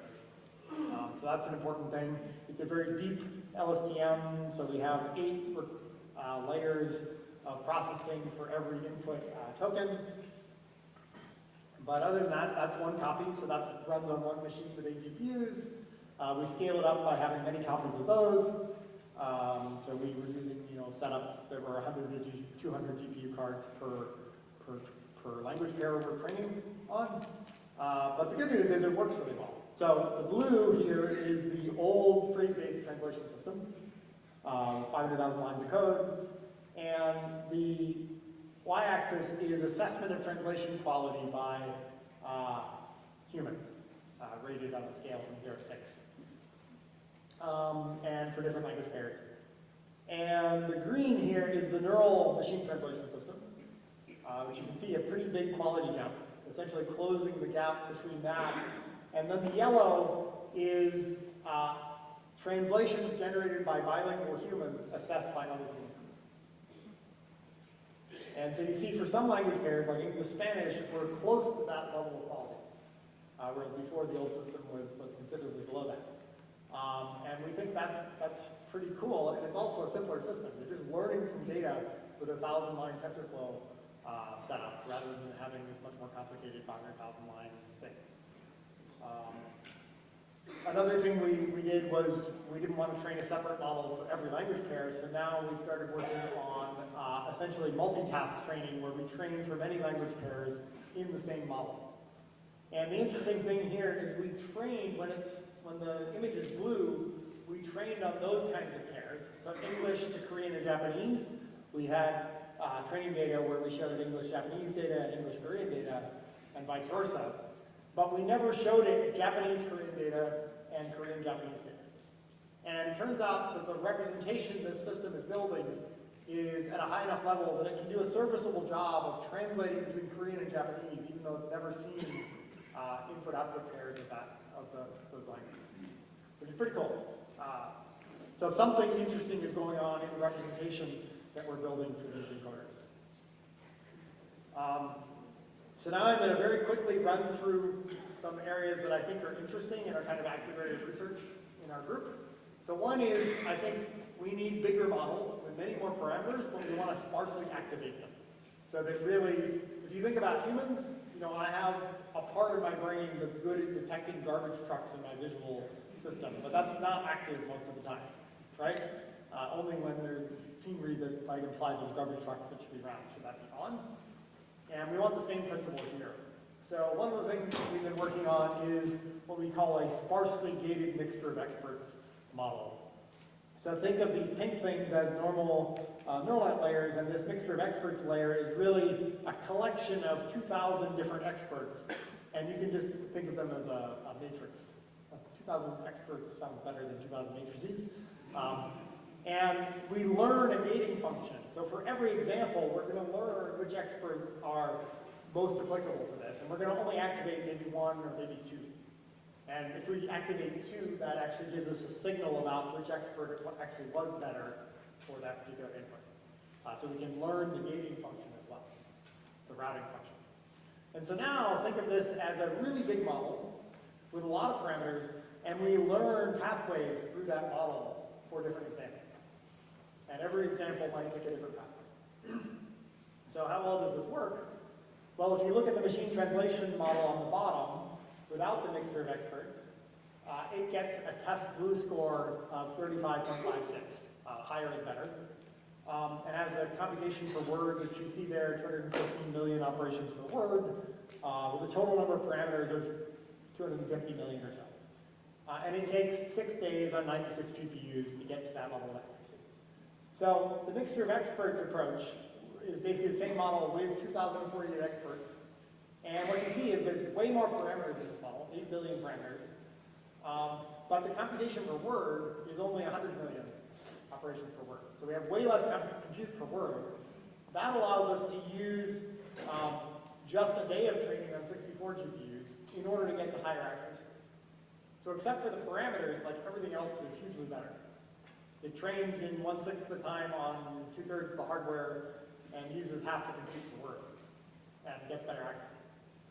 That sounds great. We should do more of that.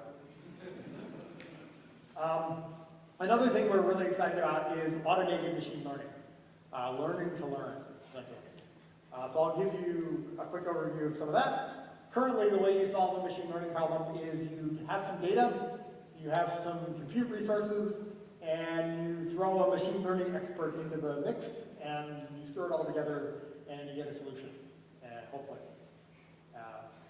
So the question is, can we turn this into data plus maybe a lot more compute, but not need the machine learning expert? That would be cool. So I'll show you some very early results here. It would be amazing if we could do this, because if you think about the million organizations in the world that probably should be using machine learning, very few of them actually even know that they should be hiring machine learning experts, and maybe can't hire machine learning experts because they're in such demand. So if we could do this, this would be really great, because every city government, every small business should be using machine learning. And so I'll talk about the problem of architecture search with 2 different approaches. So this is a paper that's going to appear in ICLR 2017 next month. And the idea is we're going to have a model generating model. The model generates models, sort of descriptions of models. It says you should use a model with this kind of layer first, and then that feeds into the next layer of this shape and form, and then the next layer. And so it generates 10 models, and then normally you would just backpropagate into your model to adjust it. But now we're going to now train those 10 models for a few hours on a problem and see how well they do. And then we're going to use the 10 loss numbers that we get for this model, how well will these models perform, as a signal for a reinforcement learning algorithm for our model generating model. So this is computationally intensive because now your inner loop is not like a 10 millisecond kind of thing, it's like a 3-hour kind of thing. But it works pretty well. So this is the result, this is the model that it came up with that's the best on CFAR 10, which is a fairly popular, smallish image recognition task. You have like 60,000 images in 10 categories, like plane and a horse and a car, and you have to categorize them. And the state-of-the-art results are 3.74% that came out like a month before our work here.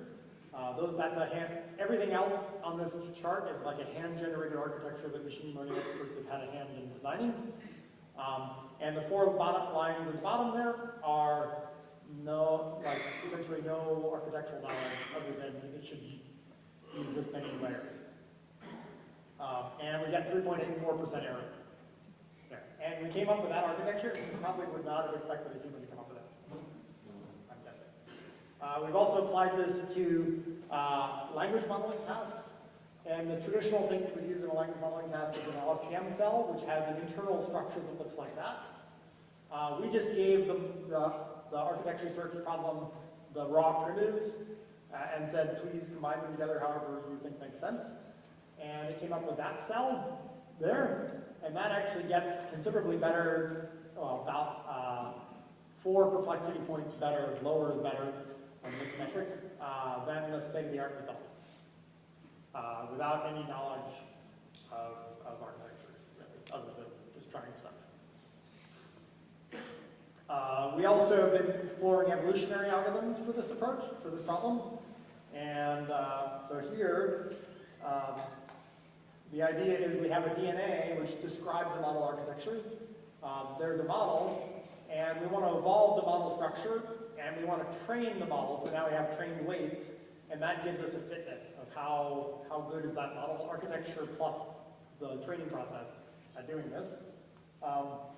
And so essentially, we have a pool, like in most genetic evolutionary setups, we have a pool of candidates that seem promising to us. We grab one of them or 2 of them.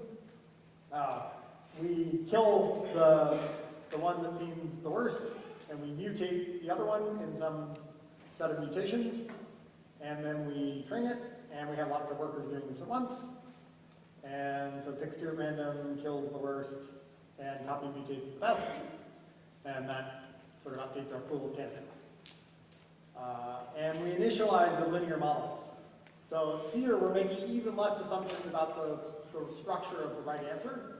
We just say we're going to have linear models that directly connect the inputs to the outputs, and we're going to repeat that evolutionary step a lot and see what happens. And eventually, some of them get a little bit more depth, and then eventually they get more interesting in structure, and eventually you get things like that. So here's a graph of this evolutionary process. This is about a little more than 10 days of compute time. So the bottom axis is hours of compute. Each dot here is a training run of a CFAR model. And what you see is the linear models that you start out with are kind of terrible in performance, terribly inaccurate. And as you go up, you get better and better models, and the fitness tends to improve.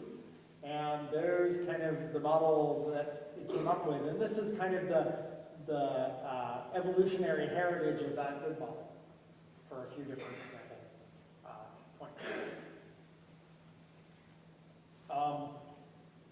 And so this model gets 94.6% accuracy. That's 5.4% error. on CFAR, so not as good as the RL-based approach, but the interesting thing is, so the RL approach is the 2 lines above the bottom line are the previous paper that I discussed from earlier. And those ones make more assumptions about the starting point. So like, for example, we decided ahead of time it should be 39 layers. This one makes, essentially, the only assumption is that we're going to start with a linear model and no convolution, and then evolve from there. And the only assumption we make is power of 2 strides for our pooling, and no post-processing. So the output of this is actually a trained model, whereas the RL approach was an architecture that was then, we did a bit of hyperparameter search to find a good learning rate and so on. And then we repeated this process after working on the CFAR 10 problem to a completely different problem, CFAR 100, to see how well it did, and it did better than any of the other architecturally evolved approaches. So, we think this is promising. This is kind of very early work, but seems exciting. And also, I will now briefly cover machine learning hardware. We think more compute power is needed, especially for the 2 previous approaches that I showed you. And so deep learning is actually transforming how we design computers. So there's 2 properties about neural nets that are really interesting. One is reduced precision is totally fine. Turns out neural nets are very robust to approximate answers. So you say, okay, that's about 67, that's fine. You don't need to know it's 67.2643. And the other property is there's a handful of very specific kinds of operations, essentially linear algebra. So if you focus on building hardware that is extraordinarily good at reduced precision linear algebra, you'll be able to do much better than a more general purpose thing. So Google has been doing this. We started an ASIC design project about 3 years ago to design a custom ASIC to accelerate neural net inference. That's what we call our tensor processing unit, which is actually a whole category of things. And this first chip has been in production use for more than 24 months. It's used on every search query. It's used for the machine translation deployment for the models that I talked about. It's used for the AlphaGo match. There's a talk at Stanford on March 16th, and then there's going to be a technical paper coming soon with details about this. So far, we haven't talked a lot about the details of how this works, but it's quite important for some of our deployments because we really want to do inference at scale for neural nets. And so that will hopefully move us more in the direction of having more compute, and that will make some of these approaches even more amenable to the kind of research we're doing. So, example queries of the future. Which of these eye images shows symptoms of diabetic retinopathy? I already showed you. We can actually do a pretty good job of that today. Describe this video in Spanish. We can't do that yet, but we can do that for still images. And so video will come. Find me documents related to reinforcement learning for robotics and summarize them in German. That seems hard, I will say. But you can see fragments of pieces of solutions to pieces of those problems, right? So I won't say we're anywhere close to this, but I do think if you had a system that could deal with really high-level questions like that and give you meaningful results, that would be really amazing and transformative for how we think about dealing with information. Please fetch me a cup of tea from the kitchen, right? So robotic control systems are not up to this today. Operating robots in messy environments with humans nearby and like going into your micro kitchen and extracting a tea bag from a wrapper, that's not something a robot can do. But with more learning-based approaches, we think control systems could actually get a lot better through use of transfer learning from simulation, through robotic experience learning, and that would be also pretty good. I think that one's pretty far away, but also promising directions there. So these things are making big strides in a lot of different areas. I think it's important to actually know about what deep neural nets are capable of, how they work. If you're not considering how you can use deep neural nets in some way, and you have interesting computational problems, you probably should be. And our website has more info about our work.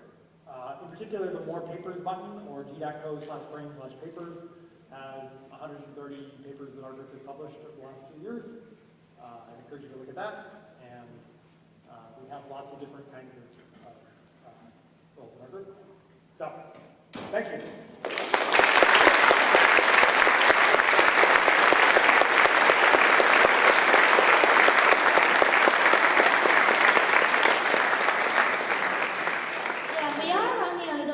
But I think we should not let go of the opportunity to ask Jeff questions, right? So this is how it works. We have two lightning speed, manpower, microphone deliverer. So Jeff is going to decide which person is going to ask the question, and they're going to deliver the microphone. Okay? Sure. Let's go right there. Hi, Jeff. Great talk. So I tried really hard to stay away from thinking instruction, but a lot of your results, especially the scaling up the instantaneous collection with multiple inputs and collecting that as a learning behavior, and then all the things about sort of self-evolving models and so forth, all that just speaks of sort of acceleration in terms of self-learning. And so it just, again, it has to be asked. So what about the singularity? And by the time that we get close enough, will the acceleration techniques be so steep that it will be almost impossible to avoid it? I mean, I'm not a big believer in that specific kind of thing. I do think machine learning progress is accelerating because we're essentially seeing that things work, and that causes people in other domains with similar related problems to say, hey, maybe it can work for my problem. And so there's a huge influx of interest in this area. And I do think a lot of the techniques here are going to be sort of sustainable long-term things on which we will build intelligent systems. We need lots of other ideas and techniques to kind of build the kinds of intelligent systems that can answer like the reinforcement learning query I described. But they're good building blocks. And along the way, you can build interesting things even before you can answer the reinforcement learning query. I do think like every exponential kind of runs out of steam eventually. Or maybe another way of saying it is like a sigmoid curve and an exponential look pretty similar at the beginning. I'm not too worried about like rapid innovation and all of a sudden that's doing a billion years of research in a second. But I do think things are accelerating partly because of interest in the field. You know, there's a tremendous number of students who now see this as an important tool and want to get into this field. So. Yeah. Okay. Thank you for your great presentation and those fascinating applications. So when you talk about teach a model to evolve itself, it seems like every evolution it just gets more and more complicated. So what kind of constraint you are going to put to avoid overfitting? And another question is, I know Google acquired DeepMind several years ago, and in my opinion, in some level, Google Brain and DeepMind is competing each other, and I think Google is very happy to see that because no matter who wins, eventually Google will benefit. So my question is, what's the difference in the mission of DeepMind and Google Brain, and what's your vision of Google Brain in the near future? Thank you. Sure. The first question is essentially about overfitting in the evolutionary process. One of the things is that graph, I didn't mention it, is the evaluation of the model on test data the models never saw during the evolutionary process. So from that perspective, it's doing better on the thing that is hidden from it, which is good. The other thing I think is important is we're going to be using, rather than a fixed number of steps of training, we're going to start using a fixed amount of time. And so that will, by necessity, bias things towards models that are more computationally efficient, right? So if you could learn a lot of stuff in an hour, and some other model might be more powerful but can only take 10 hours to do it, then you'll bias it more towards ones that are well adapted to the underlying computational substrate that they're running on. And you might actually get different answers if you evolve a model on a CPU versus evolving it on a GPU, because they have different kinds of computational abilities. So I think that's an interesting direction to look at. With respect to DeepMind and Google Brains, I think we have the same long-term goals of building intelligent systems. And they're in London, we're in Mountain View, and that's, we have actually quite a few collaborations across the groups. The geographic distance makes it a bit hard sometimes, but we're collaborating a lot on healthcare work, on some of the robotics work, on some of our ML algorithms work. So I don't view them as competitors, I view them as like awesome colleagues across the Atlantic. I do think there's a little bit difference in style in the groups. So I think DeepMind tends to have a little bit more defined roadmap in their research plan, whereas our group tends to be a little bit more like, let's try a bunch of stuff and see what causes that happens, and then that'll help us figure out what to do next after that. But ultimately, we both want to build intelligent systems. I also think because we're in Mountain View, it's easier for us to collaborate with some of the Google product teams in Mountain View and get some of our sort of intermediate results that are useful in products out into real products. I don't know. The microphone people should pick people.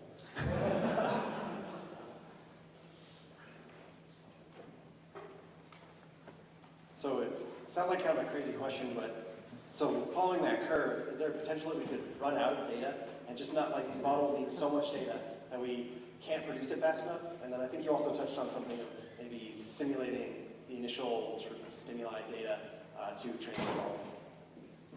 So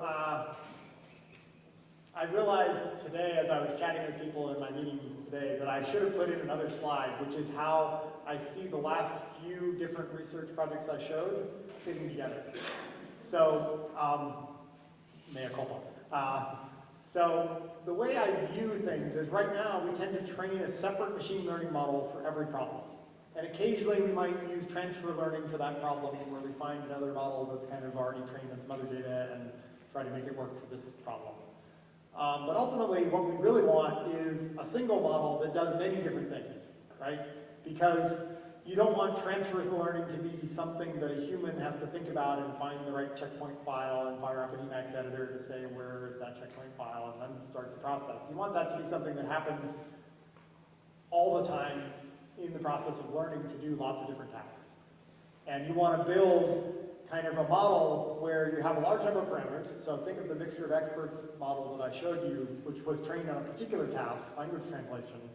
But take that structure and think of it as learning different pathways for different tasks rather than for different examples.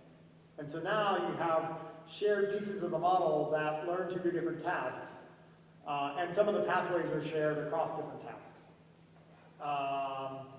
And that's essentially what you want so that you can do 10,000 things with this model, and then when the 10,001st comes along, you then try to learn a pathway for that new task that is already performing pretty well. So if you have that idea in mind of how those different pieces fit together, then I think you'll get a lot of benefit because then you won't need as much data for every new task, right? Because you'll be able to do effectively transfer learning and architecture transfer learning from all the other tasks you've already learned how to do. And we might, I don't know, we probably won't run out of data.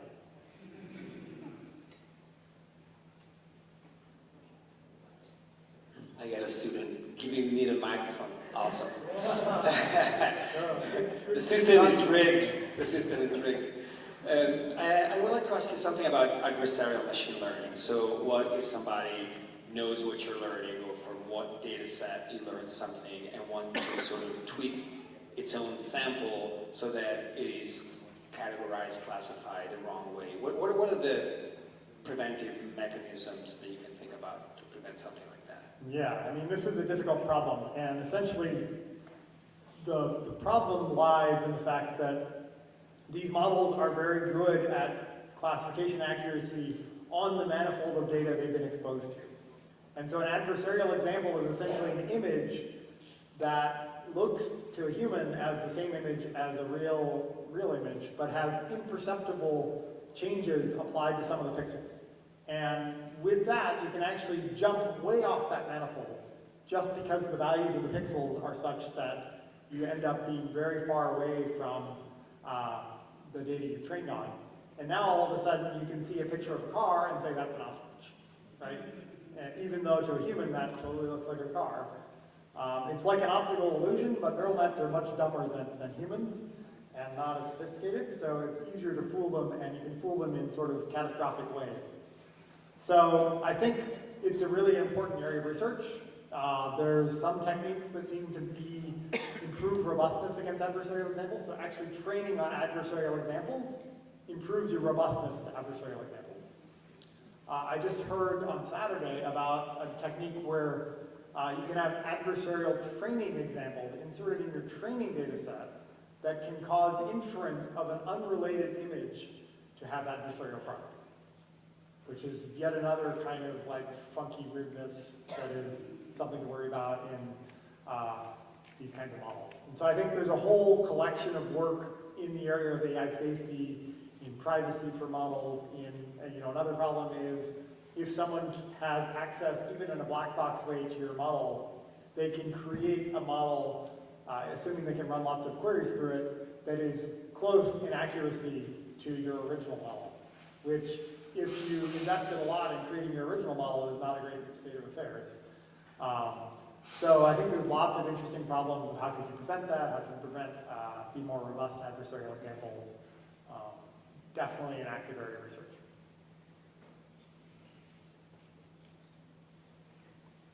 I think given the time, maybe we should stop.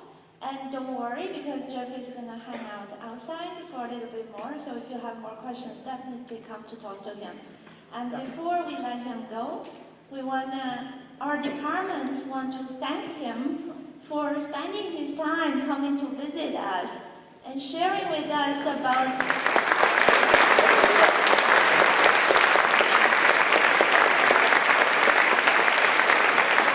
I just want to say thank you all for having me today, and I'm sorry I ran over on the talk.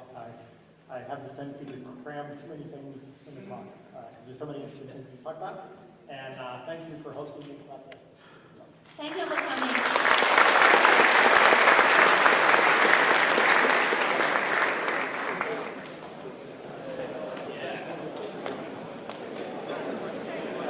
No, yeah, it was actually a lot of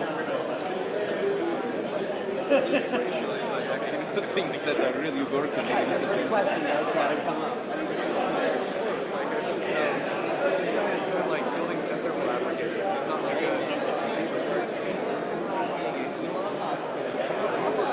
Congrats. By this last day.